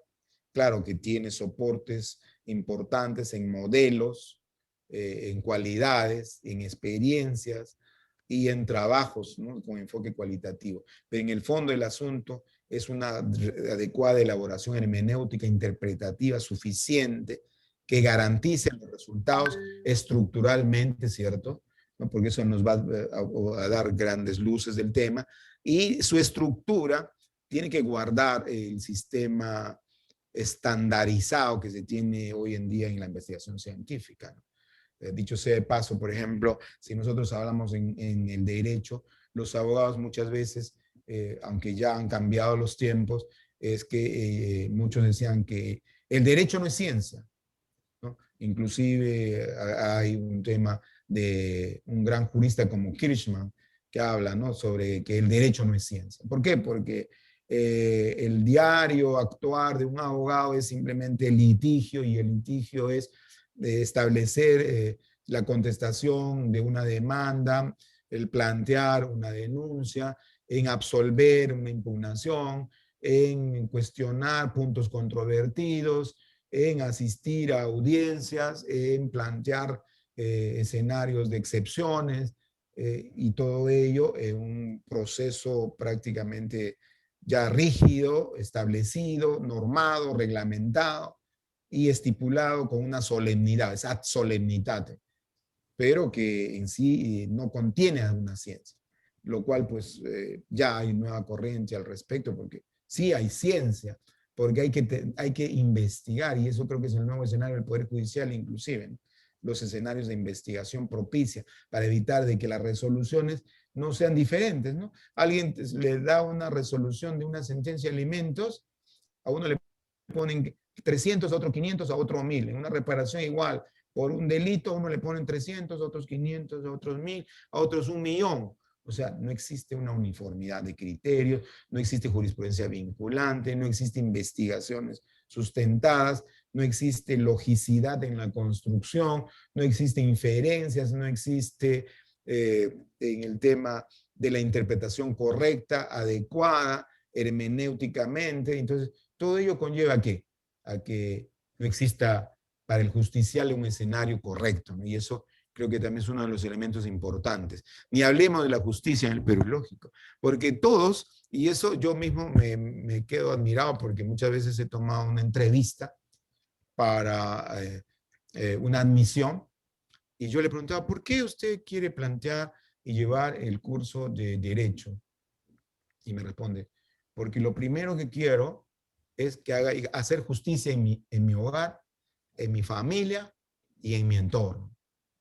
Ah, muy bien, le digo, pero yo me pongo triste porque recuerdo al escenario del Principito, de Nicolás Maquiavelo, donde dice que Nicolás Maquiavelo va al Poder Judicial y mira, y lee el cartel Poder Judicial, y toca la puerta, ¿no? Toca la puerta insistentemente y nadie le abre, toca insistentemente y se abre la puerta del Poder Judicial. Y de ahí sale una persona y le dice, ¿a quién busca? Y le dice, a la justicia, porque es el Poder Judicial. ¿Y qué le responde? ¿Qué cree que le responde? Dice, acá no vive la justicia. Acá viene la justicia de vez en cuando, pero no vive. Aquí quien vive es el derecho. ¿Se da cuenta? Y entonces, ¿de qué justicia hablamos? Porque no existe justicia ni en el Poder Judicial y tampoco vive la justicia en el Poder Judicial, solamente vive el derecho. ¿Y qué es el derecho? Como dice François Jenny, en el derecho no hay verdades absolutas, por lo tanto yo construyo inferencias. Bueno, tiene que haber ética, tiene que haber moral para poder tener una tónica de aproximación del derecho más conveniente a la justicia, más no simplemente derecho. Y para ello, pues, se requiere investigación, se requiere esfuerzo, se requiere análisis de enfoque cualitativo, cuantitativo y otros, revisiones sistemáticas que nos den la orientación comparada a través de la justicia en Latinoamérica, la justicia en el mundo, el tema de las aproximaciones que se tiene de los adelantos en el ámbito jurídico, del common law, del civil law. O sea, todo ello para nosotros significa bastante, ¿no? Y el tema de hablar de justicia es un tema utópico hoy en día y será, aunque hoy haya una dama de presidenta, que esperemos que sí, pueda cambiar ese escenario en parte, porque creo que es el derecho que tenemos todos los justiciales. Bien, entonces, esto viene a ser todo el contexto de la realización de hoy, estimados señores docentes, participantes. Ha sido un gusto de participar en este evento.